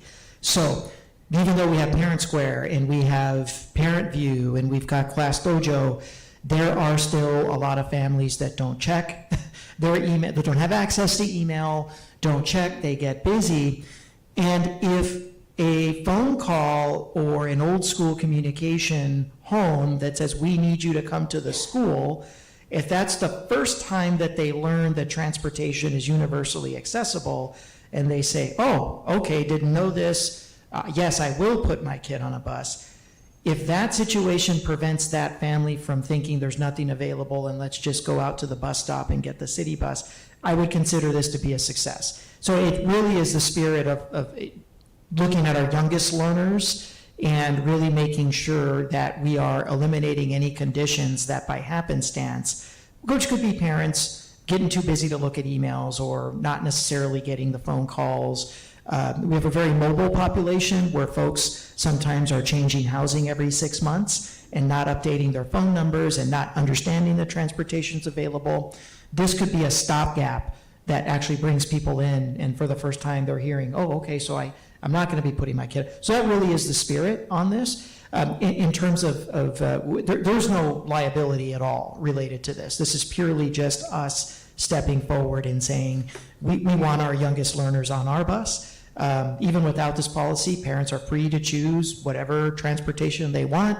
They're free to not take district transportation. There's really no purpose other than ideologically, philosophically, not feeling comfortable and actually feeling worried and concerned about kindergartners, first graders, second graders navigating the city bus system and getting off at places like Speedway and Kolb with no supervision, or Mission and Ajo. That's really what we're trying to accomplish here. I would just like to make a comment. I feel like if we are helping save one student, I think it's worth it to go out and ask the public what they think. So I am okay with extending it K through 12. I would like to see what that looks like from transportation purview. And also I want to comment, I signed up for Parent Square. I don't know how many other people have signed up for Parent Square. I know that principal messages get lost in that. So I just feel like there needs to be another way that we're communicating this to parents. And then we also have to think about our other languages that are spoken in Tucson Unified. So we really need to make the effort to go to parents, to go to guardians and say, we have this available for us. And it can't just be, we're putting this up on our website and we're going to send out a parent square. I don't think that's enough. Ms. Shaw. I agree completely. Thank you for being open to having this revision be K-12. I think, all of our students deserve safety. And at this point in time, the public transportation in the city of Tucson is not safe, in my opinion. We've had our students harassed, assaulted, and more. Like, it's really unfortunate. And I think along with this policy revision, we should have a community forum to really talk about what has happened and what students are doing because of their perceived threats and real threats on the city bus and at the bus stops, because there's a real cost to that. And so I want all of our students to feel safe, whether they're in elementary, middle, or high school. So I'll hold my comment for later. Ms. Luna Rose. Thank you, Ms. Ekstrom. I think that I'm open to extending this to high school, and whether or not we get comment, I would still like to have this open to the public, and then maybe after that, work with, hear from both transportation and communications on how they're going to market this, because that's going to be the biggest piece in adding this wording. So I'm okay with going with the high school level as well. Mr. Romero. Do we know what our ridership is, our high school students at all on the city bus? Yeah. Remember, we'll have to get that number for you. It does fluctuate, and we assess that on a quarterly basis. So we just kicked off second quarter, so we'll have to get that number and get it distributed to the board. So, because I know in the past, when they were charging, we paid for those weeks so we could monitor those. So now that there's no fee, do they still get a card or? That's correct. It's universal free fare, so there's no tracking mechanism that we had before where you can say, X amount of students are riding. Right, so it'll probably be fairly accurate, but not. Correct. Got it. Thank you. Dr. Shaw. I can probably get behind this if it's K-5. I think this is going to create a lot of burdens if it's above that. I can just give an example. My daughter, who's an 8th grader at Alice Vale, she gets picked up by my dad almost every day after school when she's with me. One day she wanted to go hang out with some friends at Barnes & Noble down the street, walking distance from Alice Vale. And I'm like, that's fine. You don't have any homework. It's good. Do I need to go in with a written permission for her to do that now for my almost 14-year-old to do that? I think it's going to add a lot of burdens. And I can see this for the K-5 population because it's usually a similar situation each day, or you're not going to be just walking to random places and that. But I think this is creating burdens and administrative issues that aren't going to really move the needle for anybody who's a teenager or above. I don't think that's what this is saying at all. I think it's saying we have transportation for our students. Please look at putting your student on a bus. It has nothing to do with, I believe, those children that are being picked up or walking home, that type of thing. It's just so that parents understand we have a safer mechanism of transportation so that a 2nd grader does not need to ride a city bus, cross a busy intersection, and then end up where we've ended up with a loss of a child. So I don't believe that we have to walk in with a note. I think it's something that you check off at the beginning of the year, but I also believe that communication is key from the district. So that's where I'm at. I don't see that in here, having to create burdensome problems with parents. It's something that you check off at the beginning of the year. Correct, Dr. Trio? And I think this could be better accomplished by our community liaisons and other folks in our district as opposed to a policy and requirement. Okay. That's correct, President Ekstrom. It's meant to be, I think as Board Member Shaw kicked off the conversation, we see it best at registration time when parents are coming in getting a feel for all the different paper forms they got to sign. It would go into that process, and certainly not be a recurring, requirement every time a student has to depart campus. I will move the item with the revision of adding this to K-12. Second. The item has been moved by myself and seconded by Ms. Shaw. Any other discussion? No, nothing to add to this item. I just do want to encourage our administration to schedule a community forum to really talk about what's happened and, maybe helping parents guide the conversation with students about their experiences on the city bus. Mr. Romero. And then I guess also just follow up with transportation, what that would look like at the high school level, and then again, ridership as best as we can figure out with the city bus also in kind of when we come on back. And then hopefully again, encourage our community members to comment on this policy. I do think it would benefit the board and the community just to do a general ridership survey of the 912 population. Because as Dr. Shaw stated, the original proposal for, at least coming from the administration, I understand now there's a recommendation to go to 912. Our original, the nexus of this was the K-5 population. But with the board's recommendation to go 912, I think it's a good idea to get a general trend of what 912 transportation preferences are. We know that there's a significant increase in traffic now at all of our high schools. So that's a good question. To what extent are students now carpooling, driving each other? That's kind of a post-COVID thing. How many students are on Suntrans? How many students are on foot? And I think that'll give us a good gauge on capacity for the in-house, potential in-house transportation of high school kids. There's a motion and a second. All those in favor say aye. Aye. Aye. Those opposed? Nay. Motion carries 4-1. Thank you. Next is item 10.1, the TUSD Literacy Framework Pilot. Dr. Trio. Excited to welcome Dr. Flora Hewitt, our Assistant Superintendent for Assistant Superintendent for Curriculum Instruction. Give a brief overview of an exciting pilot that we have put together for a literacy framework. And we've got some schools that are excited to embark on the challenge, and Dr. Hewitt's going to give us an overview. If you want additional details, we have a booklet for your information, or you can read some of the more detailed information on some of the slides that we put together, though Dr. Hewitt will just give a general overview. Dr. Hewitt? Thank you. Good evening, governing board members, Superintendent Trujillo, legal counsel, and members of the Tucson Unified Community. I'm Dr. Flora Hewitt, Assistant Superintendent for Curriculum and Instruction. Thank you for the opportunity to share our work around building a common literacy vision for our district. Tonight, I'll provide an overview of why this work is so critical, how our new literacy framework was developed, and what the path forward looks like as we prepare for district-wide implementation. Before we get started, I'd like to share a quick 3-minute video that provides a brief overview of the literacy framework.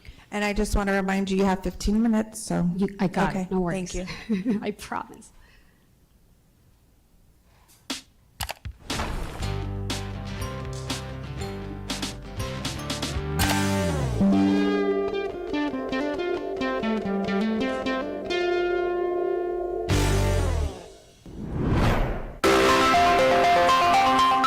Literacy is more than reading words on a page. It is the foundation of lifelong learning and the key to unlocking opportunities for every student.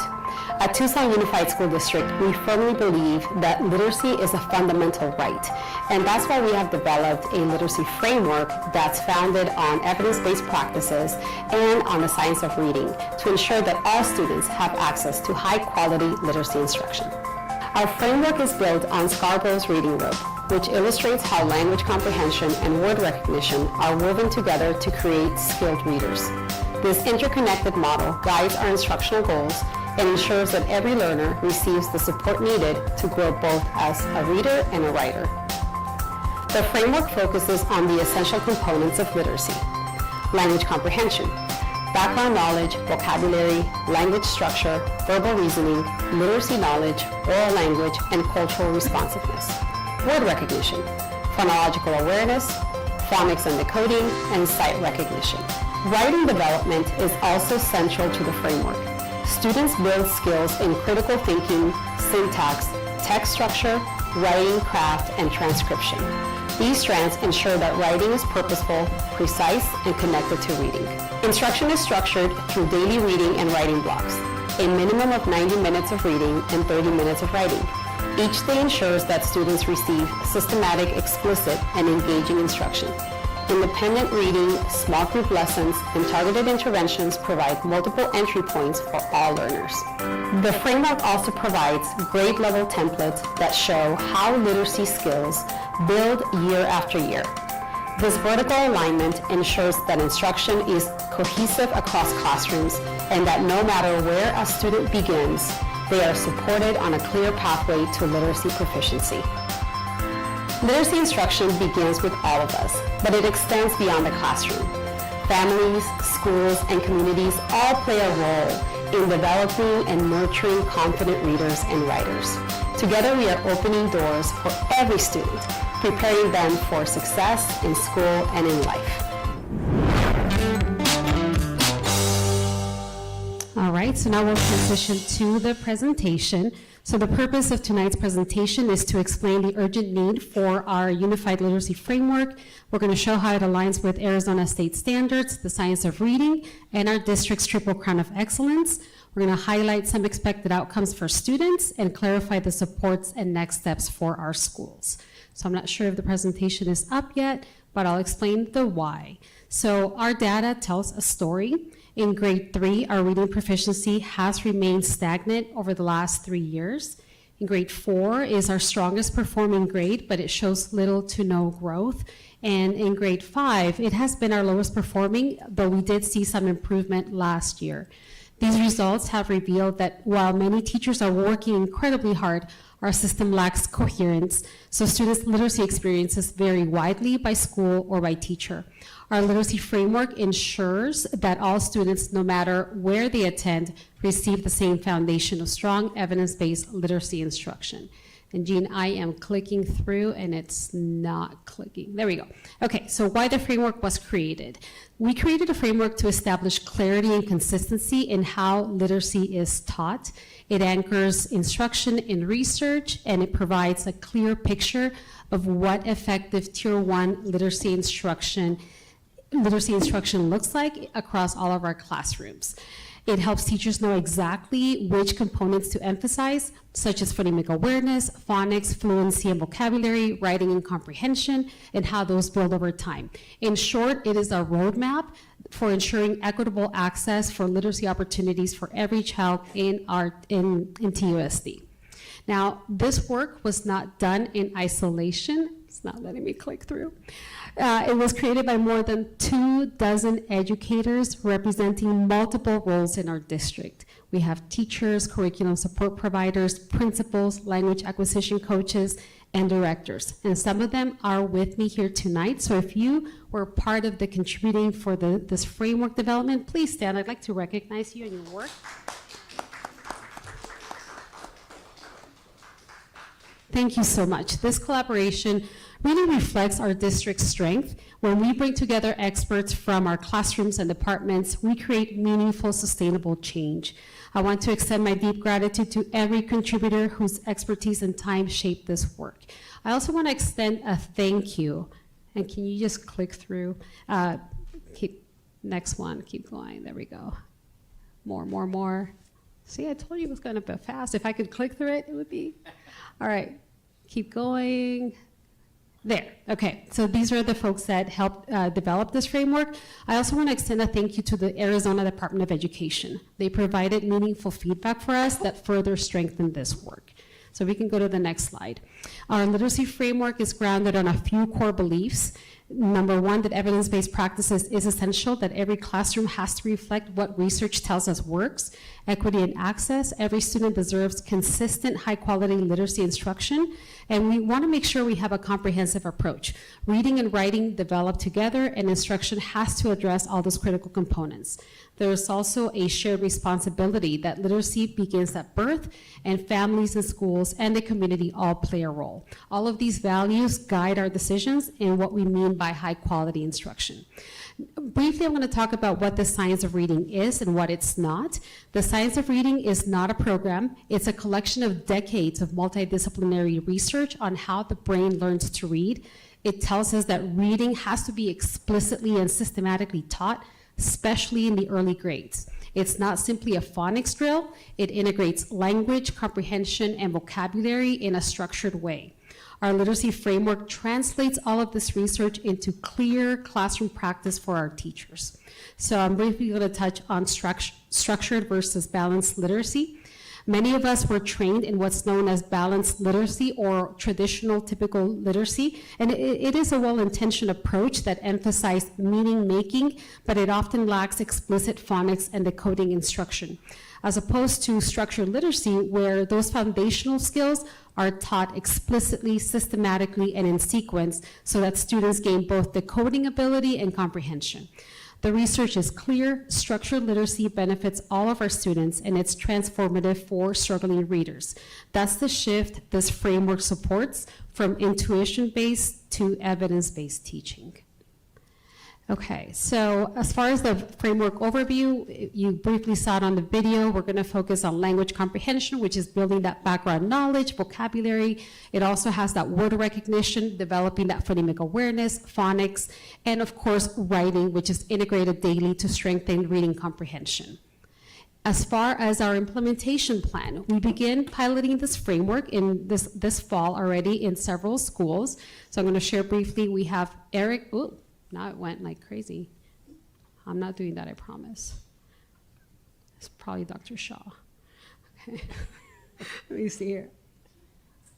Mind controlling it. Okay, so our schools are Erickson, Grijalba, Cragen, Hudlow, and Miller, and we began in September. As far as our timeline, so we started a kickoff meeting in September, and all of this pilot is going to help us refine the framework before scaling it district-wide in 26-27. The pilot includes professional learning, classroom walkthroughs, coaching cycles, and reflection. All right, so that's the timeline. And right now through January, we're gonna go ahead and engage in providing professional learning in language comprehension, word recognition, all of the pieces that I talked about.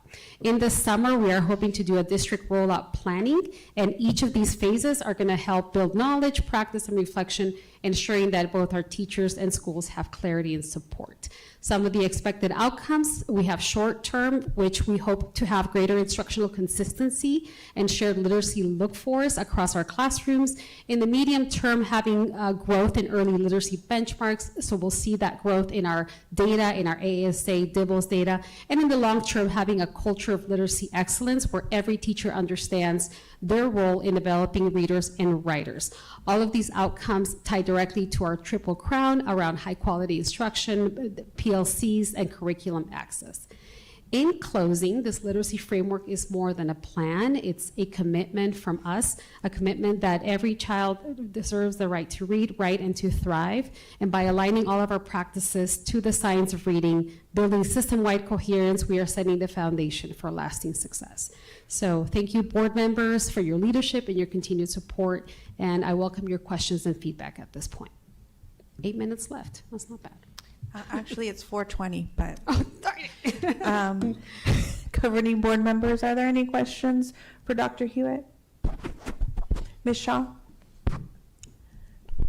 Thank you for your presentation, and I'm so happy to see that this is starting to, well, it will be implemented. So it's a framework, but as far as like the curriculum goes, how does that integrate? That's a great question. And actually, last spring, you adopted a phonics program for our district, so that's going to be helpful in making sure that this is implemented. The other thing we wanted to make sure is that this is sustainable, so we made it intentionally program agnostic. That way, no matter what adoption we have, this is still the foundation for what we expect in literacy. So our team we're planning and making sure that our lessons are aligned with that phonics program that you just bought. Our ELA curriculum right now, it is from 2019, so that's something that we're probably looking to either update or redo another adoption for, but we have to be in line with what the research says. So that's a great question. We're working to make sure there is that alignment. Okay, great. Thank you. Ms. Luna Rose? Thank you. Hi, Dr. Hewitt. Thank you for your presentation. So, looks like you had a really good group of collaborators, but so how did that process happen?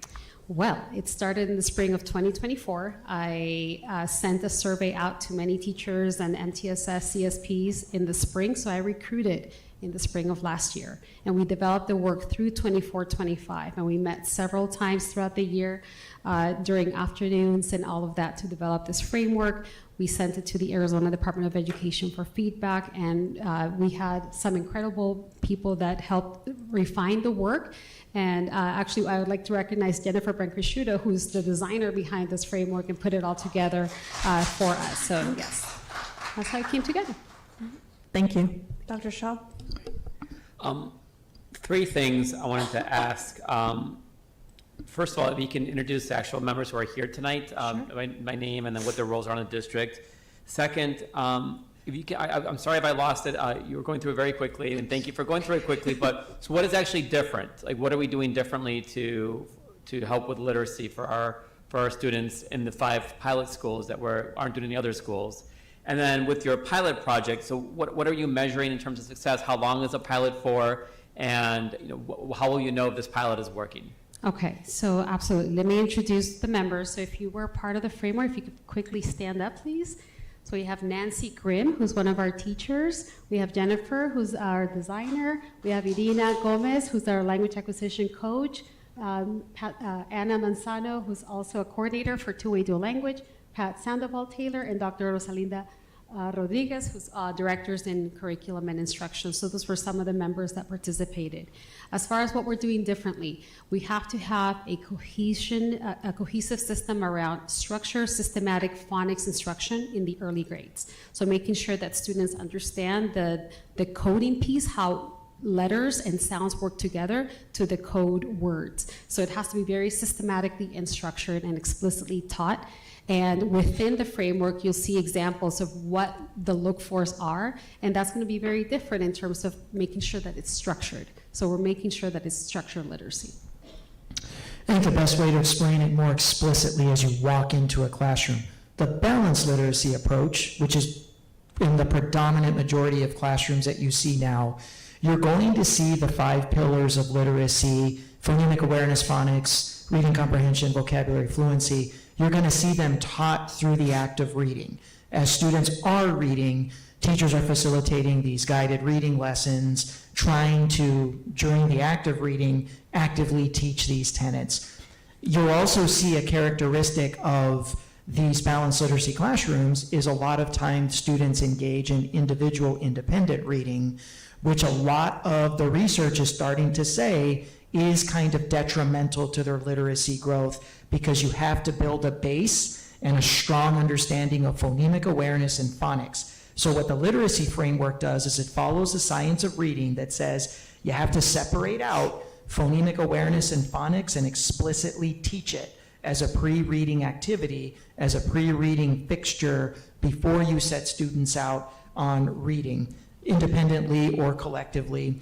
And in a lot of ways makes the case that phonemic awareness and phonics, how words form, how sounds come together, letters come together to form new sounds, is actually the foundation to teach the other 3 tenets of literacy. So if I'm capturing it correctly, that's kind of in a nutshell, right, what we could expect to see? Yeah, that's correct. So if we look actually at page 5 in your literacy framework, it has the reading rope strands. So we want to make sure there is systematic instruction in that language comprehension. So as Dr. Trujillo said, making sure our students have background knowledge, vocabulary, language structure, verbal reasoning, all these things.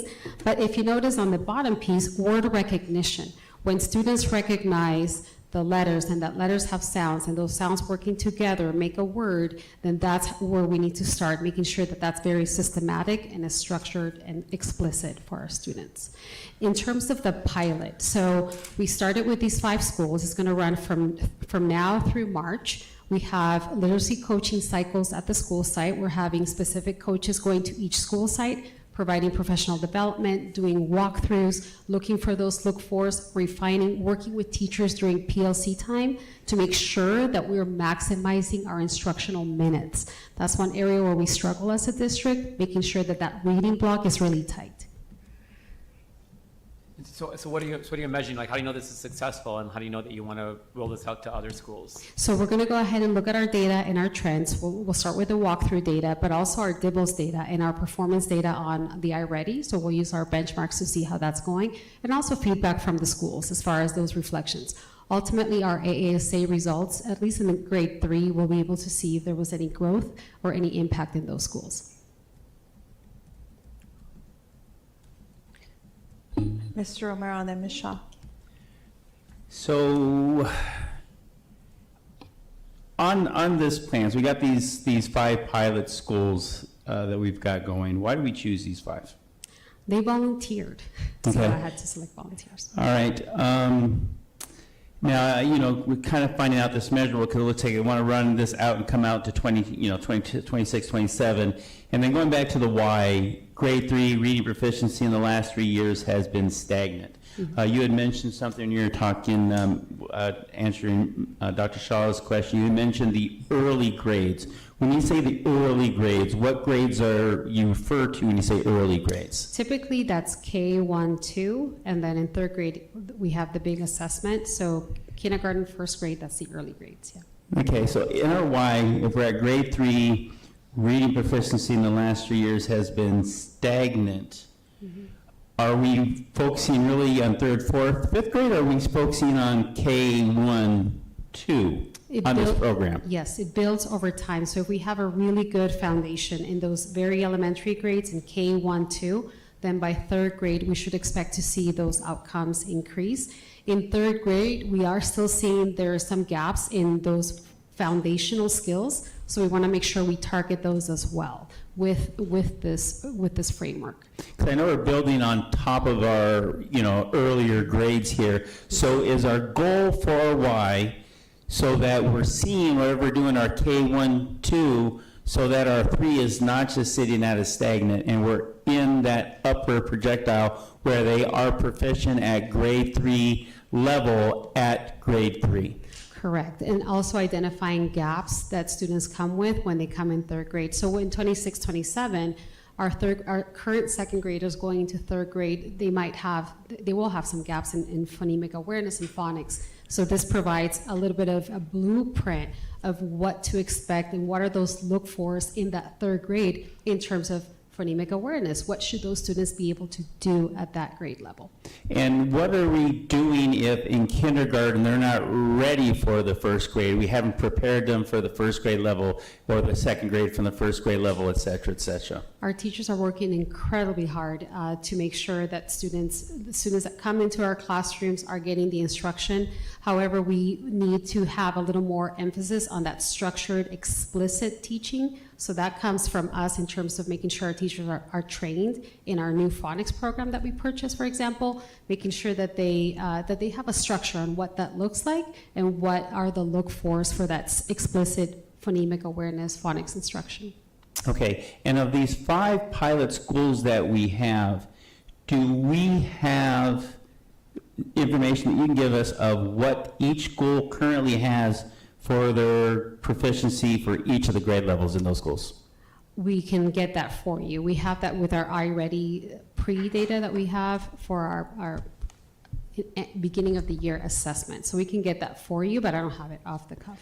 I would just like to kind of see where they're starting at, if they're all starting below level, or if they're at a higher level. How does that, absolutely, gonna not necessarily say taint the water, but how's it gonna, adjust with the results that we're getting here? Again, I'm encouraged by this. I want them by 3rd grade to be reading at 3rd all the way across the board. I just want to see where we're measuring up against. If we're taking a school that's minimal proficiency and we're doing only a 5-10% increase versus one that's higher proficiency and they're maintaining the same, but those numbers can be skewed in different ways.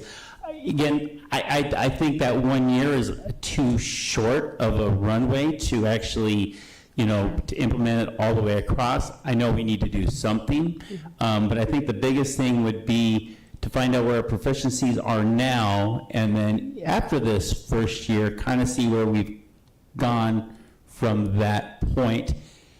I'm guessing, again, I'm not in the education, but from my time here on the board, once they get to the 3rd, 4th grade level, when they start heading up to the 5th grade level, if they haven't, got the hang of it at those younger years, they're still going to struggle, even if we have pull-out sessions, individual training or, teaching to these types of students. I just don't want us to work on this program to get them up to 3rd grade where we want them to be, and we have holes that we're still not plugging on in, and we're back to, again, as we're seeing here in our proficiency in a lot of these grades, we're not where we need to be. As a state, we're 48, 49, 50th, depending on who you talk to. It's embarrassing as a state, for our public education. I would just like to see results, and if this is something that actually will work, I'm 100% for it.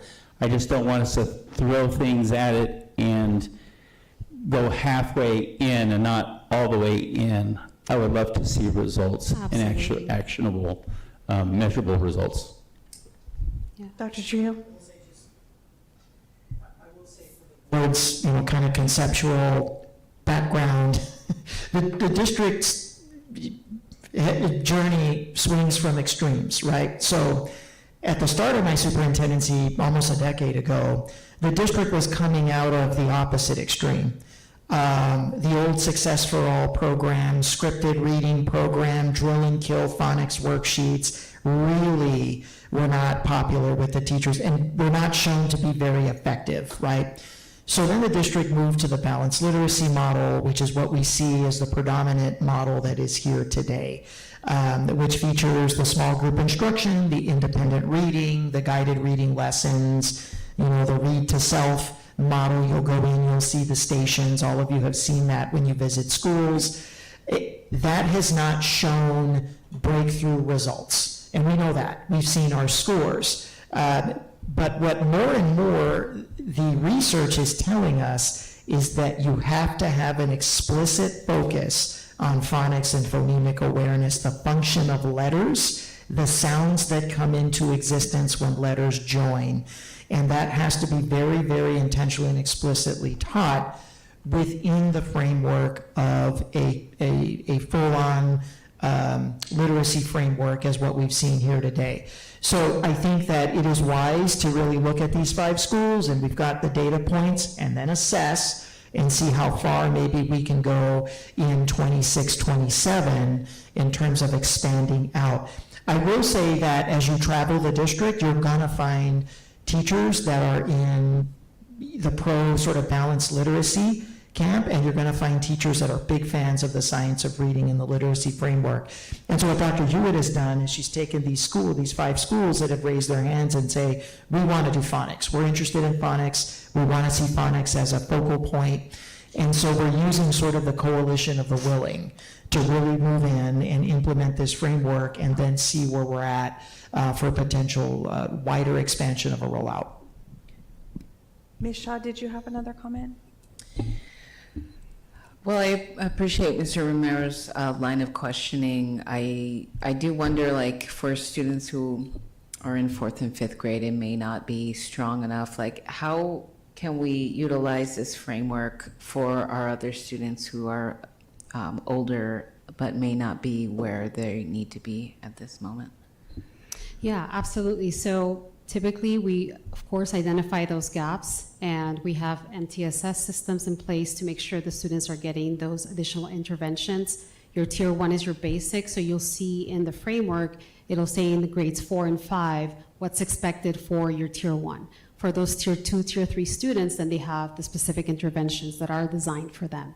So that's what we typically do as a district. Okay. Excuse me. And I don't see any budget attached to this, so this is basically, the pilot is a free program that we're just guiding these 5 schools into, like there's no? No, I work with our finance, with our chief financial officer to allocate some funding specifically for the coaching. So we have literacy coaches that are working with these schools once a month coming in and providing that training. Okay, so the 5 pilot schools, it's going to be implemented for the rest of the school year? Through March. Through March, okay. And then if successful, we'll expand it to all elementaries? Yeah, ideally what I'd like to be able to see in our district is to have reading coaches be able to provide those trainings at the school sites, be very strategic with it. I know that our funding is scarce in our district, so we have to be self-sustaining, so building our capacity, making sure that we have the capacity to provide professional development, be at sites, be very intentional within the professional learning communities at schools, and provide PD to the extent that we can. Right. Our team is a little small, so we will figure this out as well. Okay, well, I appreciate all of your work on this and everybody here and elsewhere. We definitely need to find a strategy that works for our students, and I appreciate the effort. Thank you. Thank you, Dr. Hewitt. I have a few questions, and I just want to clear up a comment that Mr. Romero made. The reason why our district is so low on funding and maybe our scores aren't up to snuff is because we continually are not funded at a level that we should be from the state. That's why we're 49th or 50th in education in Arizona. So it's not because our teachers aren't trying, it's not because our students aren't trying, it's because we're not funded appropriately. And so we have to piecemeal together reading coaches and people to come and do professional development instead of being able to provide these to our students. But I do have a couple questions. So this is Arizona state standards. When was this implemented in the state? The state, they require teachers to have a literacy endorsement by 2028. So I believe this started either in 22 or 23, but I can get that back to you. I know that they've been slowly rolling it out throughout the state, and we've been partnering with them so we can have the right supports and make sure we're in alignment with what the state is also requiring. But I believe it was in maybe 23, 24. Don't quote me on that. We can double check. So this is a state requirement? The literacy endorsement is a state requirement. The state is just slowly rolling out the structured literacy model for all of our state. And what data are they using to all of a sudden put this into school districts in Arizona? We would have to go back with ADE, but I'm sure they've looked at the research. What the science of reading has shown is that our struggling readers, they're not making growth as they should have with our typical model. So with the science of reading that teaches us how the brain actually learns to read, they've decided that this is now, it's now in their policy. So we can definitely look at when it was implemented. So we don't have any data that supports that this is a good thing that we're implementing? It's research. It's the science of reading research. So I'm sure they have that data to support it. Okay. Dr. Trio, did you have a comment? Yeah, for a good example of everything President Ekstrom said, I would ask anybody in the community watching this if you're interested in high-quality literacy for children and what it looks like when a state goes all in and funds it. Look up the Mississippi Miracle and learn about Mississippi's 10-year journey to becoming one of the most effective literacy states, going from dead last into one of the top 3 states for students' 3rd and 4th grade scores, because they did everything that President Ekstrom pointed out is not happening here in Arizona. The state went all in with teacher professional development, millions of dollars to Mississippi school districts for professional development around the science of reading, reading coaches, putting together all kinds of regional trainings and support. And that's what it looks like when the state decides it's actually going to fund appropriately and go all in with reading. The science of reading is a pretty well-established research body of research that really centers on how fast kids can learn. The earlier you go, the more intense the focus and the more explicit focus that you have on phonics and phonemic awareness as a base to build them. It's not to be confused with programs, products, vendors, services, and interventions. It's a philosophy, it's an approach to teaching reading, which is why there's no cost involved, Board Member Shaw. It's an approach that's meant to work with pretty much any of your existing curricular resources. And I think when you look at a district the size of TUSD, so much of what we do has to be rooted in best practices, especially when you're talking about school improvement or teaching reading effectively. You can't get teaching kids reading wrong. That you're talking about something that's a fundamental responsibility that we have. So I would really encourage, and Dr. Hewitt, you and I have talked, I know we ambitiously want to get everything out to the whole district, but we've got to look at the data on these 5 schools. Then we have to assess, the success, the extent to which we've seen a marked difference. And then I think we have to target additional schools that we can go into. I'm not sure we can immediately say we're going to go 86 schools deep that quickly, that fast. I think with any kind of implementation of this scale, I always tell my team, you have to go slow to go fast later. Hence the 5-school pilot. Let's see what happens there, and then let's see where we can expand. So I know questions have been asked, what grades is this implemented in? I don't think I ever got the answer. What grades? We're doing it in K-5, and every school selected the number of teachers. We have maybe 3 to 4 in some. Some schools have gone all in, so it all depends on, but it's K-5. So then 5th grade is getting this? Mm-hmm. Okay. Some 5th graders are, yes. And then we talked about some teachers aren't, fully invested in this new way of, reading. How are we getting teachers to buy into this? So one of the ways is thanks to the requirement for ADE, we have to get all of our teachers trained, and they have to pass, if they want to teach literacy in a district, they have to get their literacy endorsement.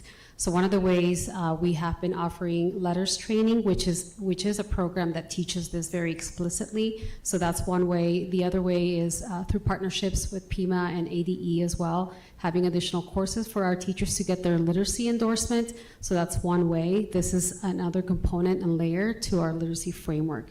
It is really a different way of just thinking about reading and how kids learn how to read, and changing some minds and making sure that we make the shift as the evidence dictates. So is it fair to say that we are doing this because the state is making us do this type of No, curriculum? It's a sense of urgency that we need to change how we do reading in our district. So even though the state is requiring the literacy endorsement for our But they are teachers, requiring it, so it's kind of like, well, we have to do it, or they don't get their endorsement, their literacy endorsement. yes, that's a requirement for the state, for ABE. Okay, and then RTI teachers, are they a part of this? Some of them are in the pilot sites. I can double check if we have some interventionists in there. Well, I think that would be important, because if we're trying to create this pilot program and RTI teachers are getting students pulled out and seeing these children because they aren't proficient, that would be important for them to also learn, correct? Yeah, our 5 schools, they also have to volunteer, right? So if the teachers wanted to be part of it, they would have to volunteer. But going forward? Absolutely. Okay. Yeah, absolutely. That's all my questions. Any other questions? Ms. Shaw? Thanks for bringing that up, Ms. Ekstrom. I do think our RTI teachers who focus on reading must go through this program. I maybe sense your hesitation with stuff coming from the state level, but yeah, I think TUSD has needed a phonics program. Now we have it with what we adopted a while back, but I think it's great that we're moving to how reading used to be taught back in the day. Because I know my daughter wasn't really taught like how to sound out words, and still when she asks how to like pronounce a certain word, I'm like, sound it out. She doesn't do it, and so it's frustrating, I think, as a parent. And I hope that this is successful. I look forward to it being implemented, if successful, across our district, and then seeing those scores rising. Thank you, Dr. Hewitt. Thank you. Next is item 10.2, school year 25-26, TUSD two-way dual language programmatic update. Dr. Trio. Yes, I think our last item of the evening, I want to welcome Dr. Pat Sandoval Taylor and her team. Dr. Taylor, all right. Ms. Taylor, welcome, and if you will, introduce your wonderful team. And Ms. Taylor will ask for the brief overview and update of our TWDL programs. We saw the night starting off with Davis once again being recognized for Magnet Excellence. So with that, we'll turn it over to you. Good evening, Board President Ekstrom, members of the board, Dr. Shaw, Ms. Luna Rose, Dr. Romero, and Ms. Shaw, Superintendent Trujillo, and Legal Counsel Ross. My name is Pat Sandoval Taylor. I'm the Director of the Language Acquisition Department. Thank you for the opportunity to share the wonderful successes that we're seeing in our two-way immersion programs. The presentation today represents the work of many, and some of them are right here behind us. They're just, it takes totally a village to put this all together. It is the hard work of our two-way dual language coordinator, Ms. Ana Manzano, who I'll have her work on sharing this piece, and then we'll take any questions that you might have. Hey, good evening, Board President, Dr. Trio, board members. In Tucson, in Arizona, we lead in dual language education in TUSD when it comes to the number of programs that we have available for our students, as well as the quality of many of our programs. We have 12 programs in TUSD, and we'll have our 13th program next year at Saguaro High School. All of our programs follow the model that you see in front of you. It's an early immersion model where students, the goal is for students to graduate high school with their seal of biliteracy on their high school diploma. When we look at enrollment trends within our programs, looking at overall enrollment in the program in our district, we see small but steady continuous growth in our program, and that demonstrates our community's continued interest in two-way dual language programming for their students. When we look at performance data and trends in our data, we look at the reclassification rate of our English language learners in our two-way dual language programs as compared to the reclassification rate of our English language learners in the state of Arizona, and it's it's on par, right? But one thing that's really important to mention is that the students in our program are not only reclassifying and becoming English proficient, they're continuing to develop and sustain their home language, and that's critical. When we look at how our students are doing in our two-way programs in TUSD as compared to our students that are not in our two-way dual language programs, our students are performing significantly or slightly better than our students that are not in our two-way dual language programs as measured on our state assessment, our AASA, in the area of English language arts. There's definitely much room to improve in these two areas as well. When we first started this journey of realigning our programs, we didn't have a tool to measure the efficacy of our programs to really be able to determine if our students were coming bilingual or biliterate, and that's where our our Logramos assessment came in. It's very similar to our state assessment, and it measures proficiency in Spanish language arts for our students. When we started, proficiency was in the single digits, and so we're proud to see the growth that we've been seeing, that steady trajectory of performance. But again, there's also more room to grow in this area as well to ensure that our students are truly becoming bilingual and biliterate. Another area in which we lead Southern Arizona is in the number of students that are attaining the state seal of biliteracy on their high school diploma. Last year, we awarded close to 200 state seals of biliteracy to our graduating high school seniors. Not all of our students, not all of those 187 students were in a two-way dual language, but the majority of them were coming from Pueblo High School in our two-way dual language programs.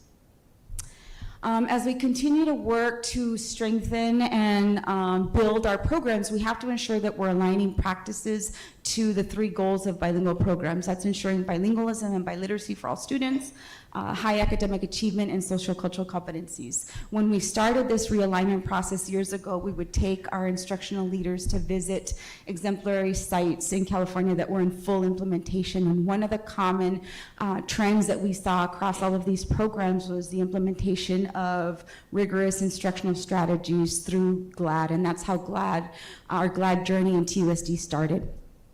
So what is GLAD?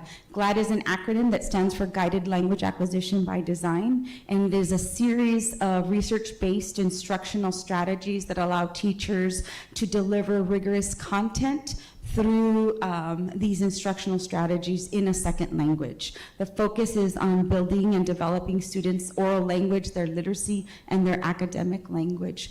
By ensuring that we have these consistent practices across our schools, we're able to strengthen and deepen the collaboration, those reflective instructional practices, and continue to develop professional growth within our teachers.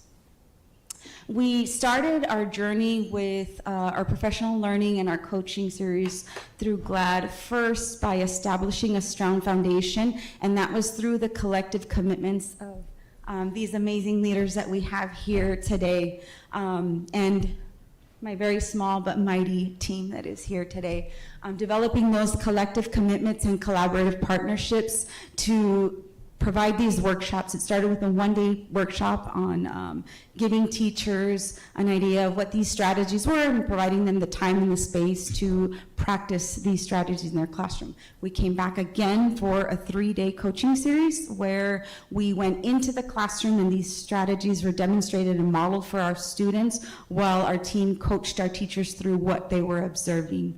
We took our district walkthrough protocol and aligned those critical elements to our GLAD strategies. How can we deliver on these critical components through the implementation of these instructional strategies? And that became the baseline for our data that we were collecting as we rolled out these practices. We also took feedback from our teachers. They shared what strategies they were comfortable with, where they needed additional support, and with all of this information, we were able to then provide real targeted support at our sites that focused on providing space and time for planning, implementation of the strategies, and then going back and reflecting on those instructional practices and student work. And that was what has allowed us to really move forward with our implementation.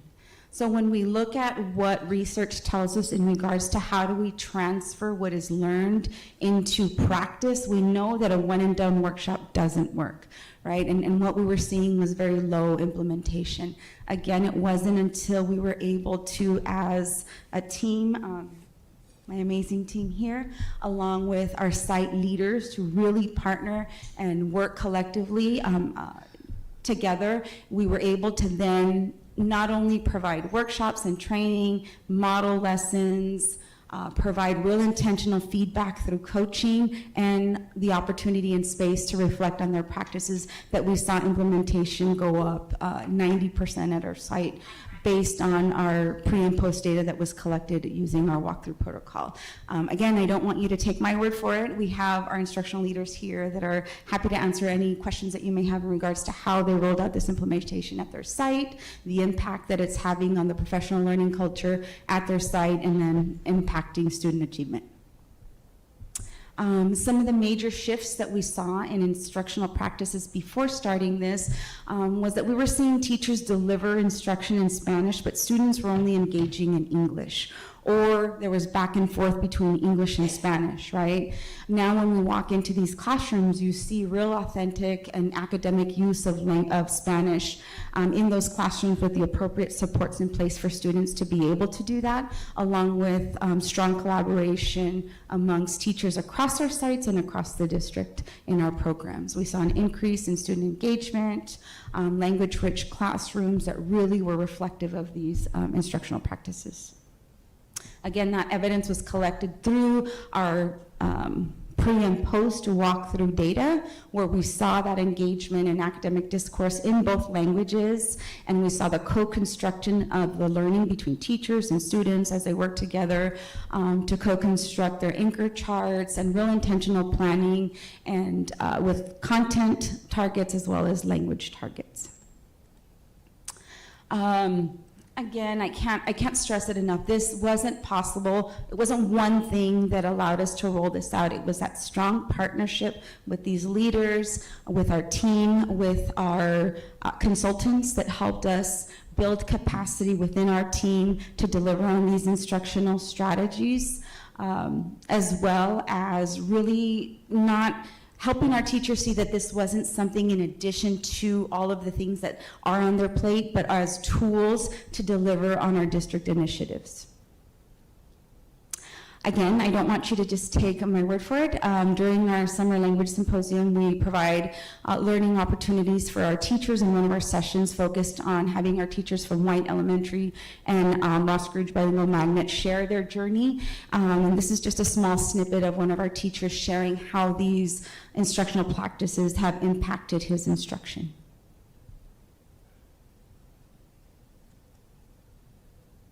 I was saying earlier is being prepared. You know, a couple years, and we just hope that, you know, we taught the kids something, right? And as you know, curriculum, different plans are implemented, intervention, you know, we lose our head, right? And being prepared for the students is the biggest thing for me, right? If we're going to go ahead and be effective teachers, we're going to go ahead and implement a very high rigor program, we need to be prepared as educators, right? And I think that GLAD gave me a lot of opportunities, different strategies, so that I was prepared and I wasn't scared going into the classroom and thinking, how am I going to go ahead and have this kid read? How am I going to get this kid, you know, to write? Because that was the biggest thing for me. It was just like, all right, I have it for you, you know what I mean? Like, just write it, you know, but it's easier said than done, right? GLAD is very much student, in creating student independency, right? And so when you're prepared, the students are prepared to go on and continue your lesson. So that's the biggest thing for me. So you have some links there where you can hear other testimonials from our teachers. So as a department and as a district, our goal is to continue to fulfill the commitments that we've made to our community, ensuring that our students are becoming bilingual and biliterate, demonstrating high academic achievement. But this is only possible by ensuring that we are retaining our high quality teachers that are appropriately endorsed and certified, and our strong, supportive, and knowledgeable instructional leaders that are able to lead this charge at our sites, like those that are here with us today. Again, these components are critical in order to ensure that we're able to continue to expand our programs in Tucson Unified School District. So as we look ahead and we move forward, our goal is to continue to expand the implementation of these instructional practices and coaching support to all our sites. In order to do that, we have to ensure that we're building capacity as a team, as a department, and with our teacher leaders, so that we're able to start to develop demonstration sites where we're able to take teachers that are new to dual language and have them see these exemplary practices in our schools and at our sites. And again, this is only possible with the retention of our highly qualified staff through our continued professional learning opportunities, coaching support, and our recruitment and retention incentives that we have in place. So with that, we open it up for questions. Governing board members? Dr. Shaw, Mr. Romero, then Ms. Luna Rose. All right, I was quicker with the hand, okay. As always, can you introduce all your team members who are here tonight? And then speaking of teachers and staff, I know a lot of times when we try to expand programs or even like keep programs going, a lot of times it's finding, you know, the teachers that have the certification. Can you tell me about like how, how many vacancies we have? What are we doing to help our teachers get the certification? So we'd like to go ahead and introduce these wonderful people that are here this evening with us. So we have the wonderful principal of Rossridge Bilingual Magnet K-8, and we Miss Marisela Carranza, and then we have Miss Creasy from White Elementary, also dual language program K-5, and then we have Mr. Scott Rodman. They always call him by his last name, so I was just going to say Rodman, but Mr. Scott Rodman, who is the assistant principal at McCorkle K-8, also a dual language program. And then we have our wonderful Miss Maria Baca Jimenez, who is our two-way dual language itinerant teacher, and right behind her is Miss Irina Gomez, two-way dual language itinerant teacher, who support the coaching. They're kind of the glue. They're the glue between the central work and the school work. So they're very integral and critical in this marriage, if you will. And then your other question was, how do we retain high quality teachers? Is that how many vacancies do we have? Like, what are we doing to help like support these programs with the right teachers? Thank you. I absolutely love that question, because in 2016, when we were in the midst of realigning these programs, we had many vacancies and did not have highly qualified bilingual education teachers who were certified to meet the needs of these students. And so in this, it's been a ride where we had to find the appropriate mechanisms to ensure that we had highly trained teachers. Some of it was working with the University of Arizona to ensuring that we were receiving cohorts of qualified teachers. And so Anna worked really hard with creating that partnership with the U of A. But also the biggest piece is these teachers teach all day long in 2 languages, and they have to be fluent in those languages, listening, speaking, reading, and writing. And so we needed to provide an incentive for them. And so we do provide a stipend. They have to qualify for that stipend. Again, they have to be fully endorsed. They have to be in a program, and they also have to receive professional development. So it's not just a stipend for being hired. It's annually for being able to run the program in those 2 languages. And that has been the best piece for us to be able to retain teachers, even when there's other teacher shortages.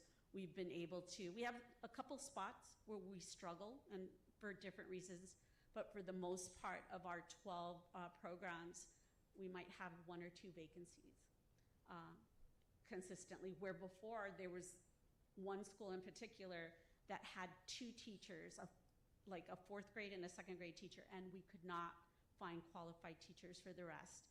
And so I hope that answers your question. Thank you. Mr. Romero.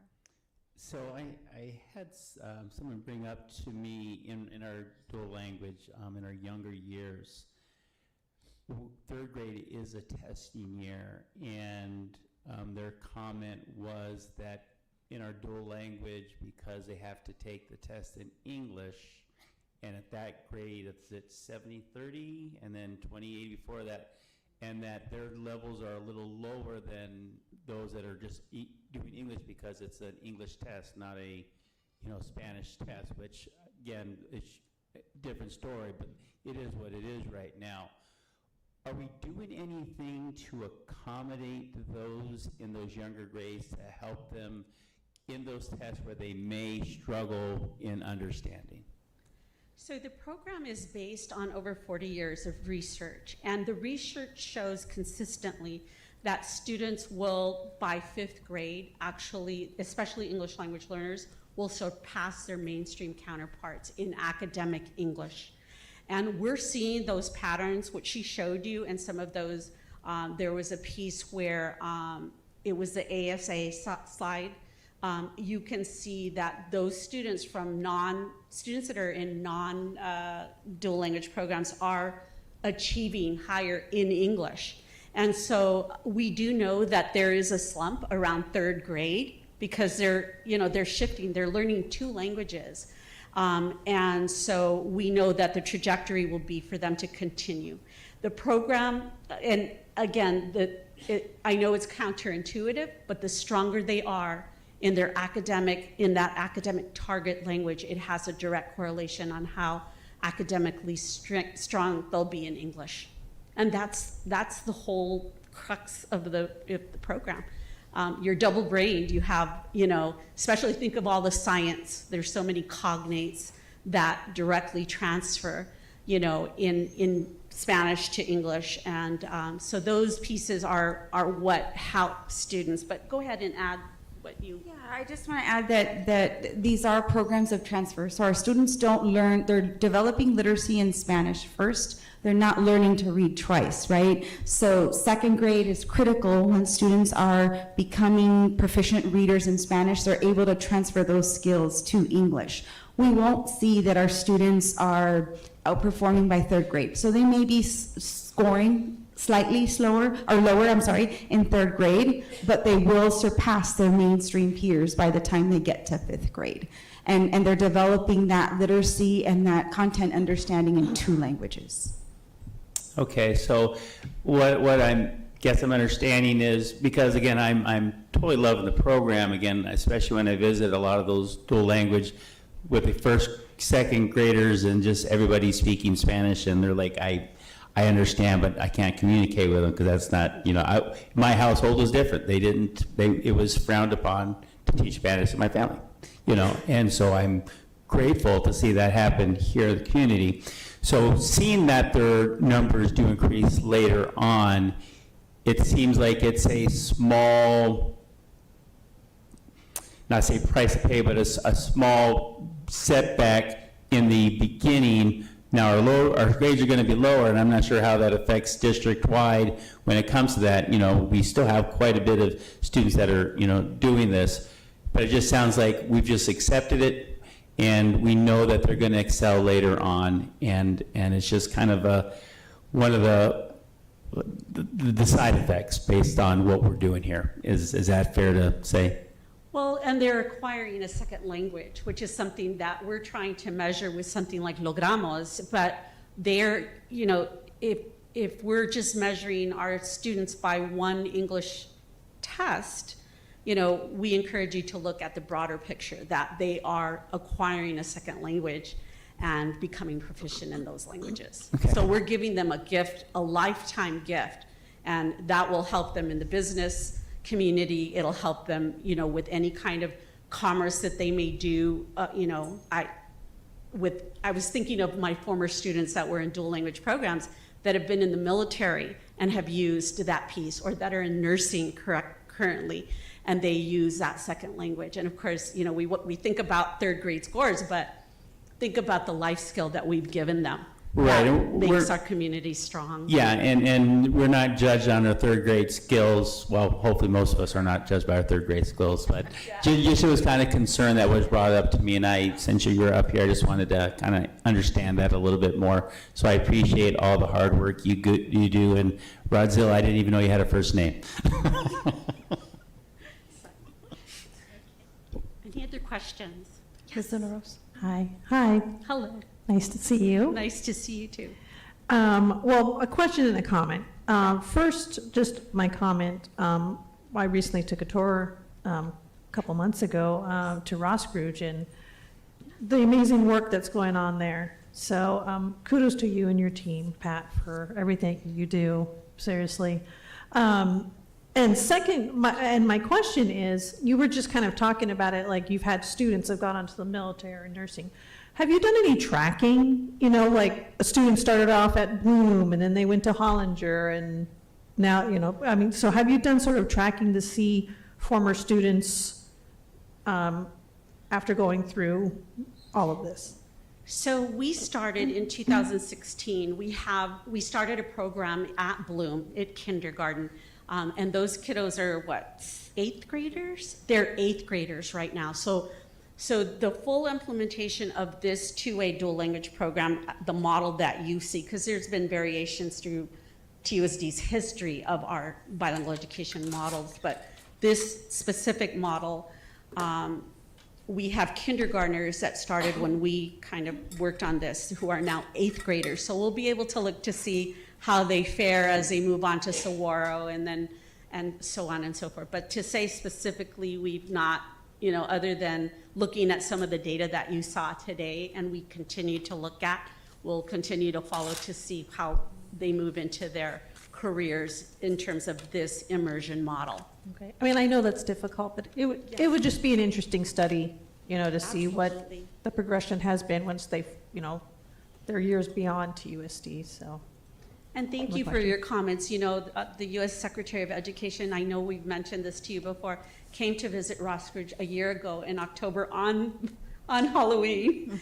And he did get to see some of those instructional strategies, and we are very proud of it, of all of their hard work. So, thank you. Ms. Shaw, did you want to add anything? Yeah, I just want to thank you all for your work. Every time I visit a dual language school, I'm so impressed, and I wish I would have put my daughter in one of those schools. And so I wonder, are those schools typically well attended, especially our elementary schools? Like, I know Dr. Shaw asked about professional development vacancies and getting more of those teachers certified. Is there an interest you see to create more dual language schools? we're constantly looking at that, and of course, budget is always our piece that we have to kind of balance through. But one thing that we do know is that parents have, this is a program of choice, and the parents that have selected this, we've asked them to make a commitment to stay in it, right? Because you're not going to see the benefits of it if you don't stay in it. And we, except for a couple, probably minimal instances, parents are staying with it, and we're able to meet the commitment that we made to them, and they're staying. And I guess the principals would probably be a better, do you mind if one of them comes Of up course. and say, yeah? So do one of you want to speak to that? Yeah, about your parents? Hi, good evening. I'm Kelly Creasy, principal at White. When I started 4 years ago, we had 2 dual language classrooms, K through 2, and then 1, 3, 4, 5. This year, we're finally 2 classrooms, kindergarten through 5th grade. I'm the largest elementary school in the district with over 580 kiddos, and we have 5 to 6 classrooms at each grade level. 2 of each are dual language. Our parents love this program.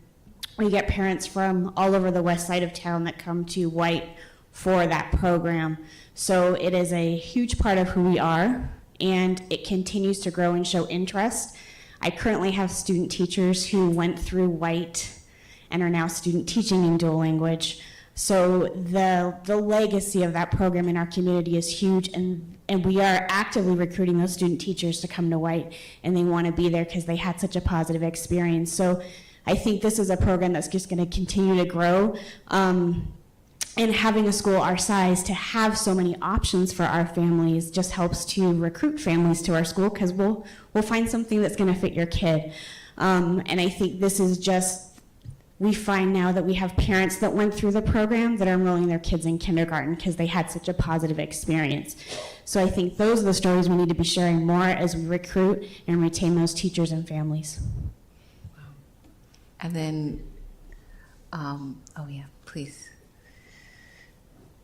I just wanted to share, I'm Scott Rodman Rodzilla from McCorkle, but I also have daughters at Ross Cruz, so I get to experience both as a dad and as an administrator. And we probably have 200 or 300 students that would leave McCorkle without dual language. And I know that we have quite a few parents that see the dual language program, and they see from the parents' perspective how beautifully the classes are run, and they see their kids have so much success. I get to see that I see the dual language program from my perspective as an administrator as the best run program in the district that should be sold as one of the gems of the district that would bring more people in, because it's one of the few things that we offer and nobody else offers. And as a dad, we would not have come to Tucson Unified if it weren't for the district, and many of the families at Ross Cruz feel similarly. And it's phenomenal that this time of year we're doing our observations, and I'm learning we've got a brand new teacher who is a superstar, and she went through the program, and she does not perform like a first year teacher. She performs like a veteran. It's really cool.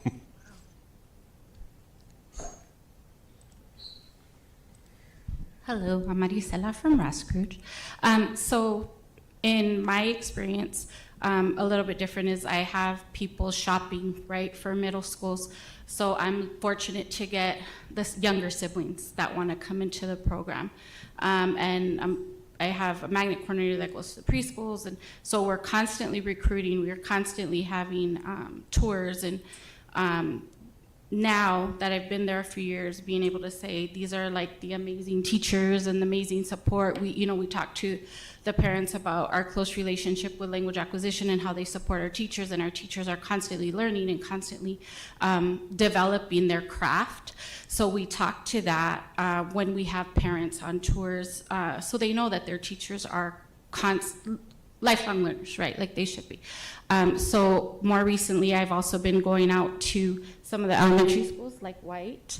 I went to White, Grijalva, Mission View, and Van Buskirk just to do a little, okay, now we're going into middle school, because I also know that that's kind of sometimes where the drop-off happens, and really speaking to the kids, the parents, and the teachers to really promote the program. Like, we've gotten your children started in 5th grade, started in kinder, and they're 5th grade. We don't want them to drop off, to really continue with that biliteracy piece. They might think at this time right now, oh, my kid, they're bilingual, they speak, but we really want them to be biliterate. And so to continue the program, and then I speak to Pueblo and them continuing so that they can get that seal of biliteracy.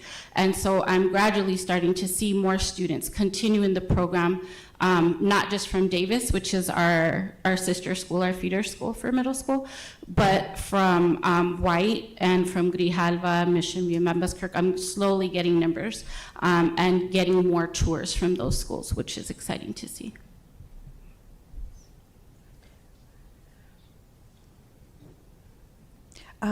Thank you for your presentation. And so the reason why I wanted this to come before the board is because I've been to all 3 schools that are represented up here, and more. And I'm just blown away by kindergarten. Like, we go into kindergarten and they're implementing this curriculum and kids are learning. And it's just great to see. And I do want to thank the teacher coaches, because I do hear a lot from principals that they are the reason why they've continued on and expanded their program.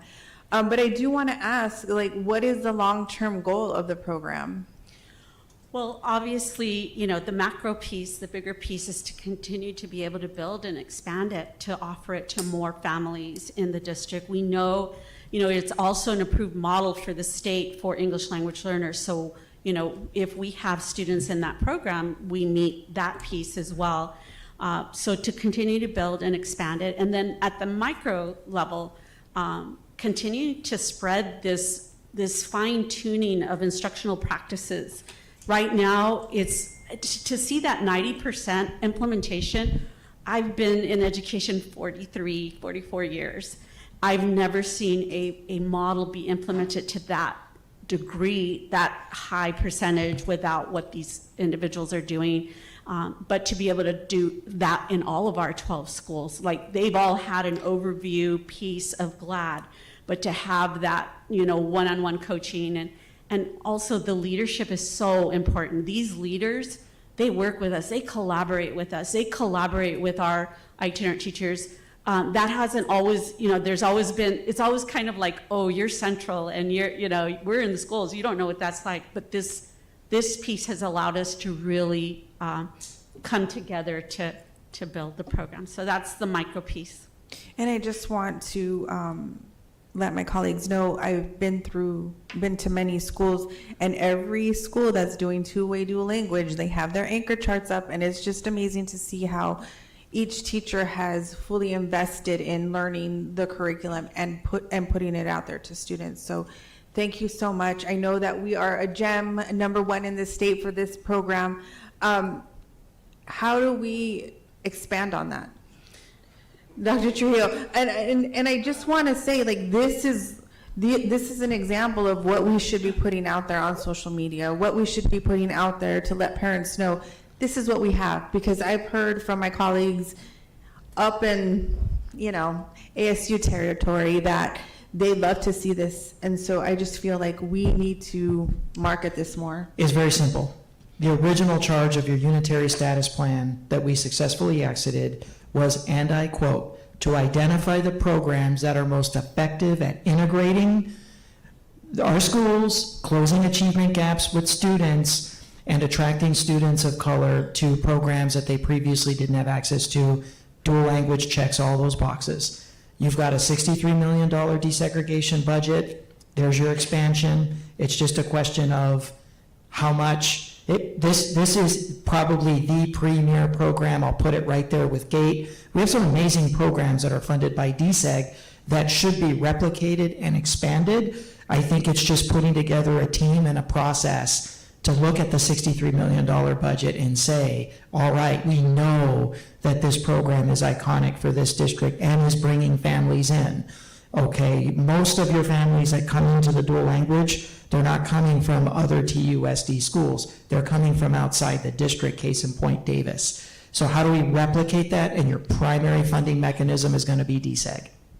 And I just like Ms. Shaw, I wish I had known about this for my daughter because I wasn't on the board yet. You know, we're scrambling to do the school tours and, you know, everybody's like, go tour Davis. And it's like, forget it. I can't get into Davis. You know, that never would happen. But had I known that this was available, we would have expanded our search. And I probably wouldn't have been able to help her much, but still, I think, you know, for her to be bilingual, that would have been amazing. So You would have been learning alongside with her. yes, but I thank you all for being here, and I really appreciate the time you took, you know, to Thank put you this for having us presentation and together. allowing us to present. On your slide 13, there are 2 links on the slide of full videos of teachers talking and our 10th annual Language Learning Symposium, which is an overview of all of our programs. But a lot of the pictures and the photos that Jennifer back here took, she created those videos. And so I encourage you to spend some time and looking at those. And Ana Manzano put together all the pictures that you see are authentic pictures. None of them, it's everything that they're doing in the schools. And I'm so proud of the people behind me. So thank you. Thank you. I'll let you go have the rest of your night at 9:12. Thank you so much. Next is future meeting dates and agenda items. Dr. Trujillo? Members of the board, compensation will be the primary piece at our November governing board meeting, and we will probably have our transportation team in here to give a first quarter update on transportation. The first quarter, I should add, of universal transportation and TUSD. Thank you. Anything else, governing board members? If not, the meeting stands adjourned. Thank you.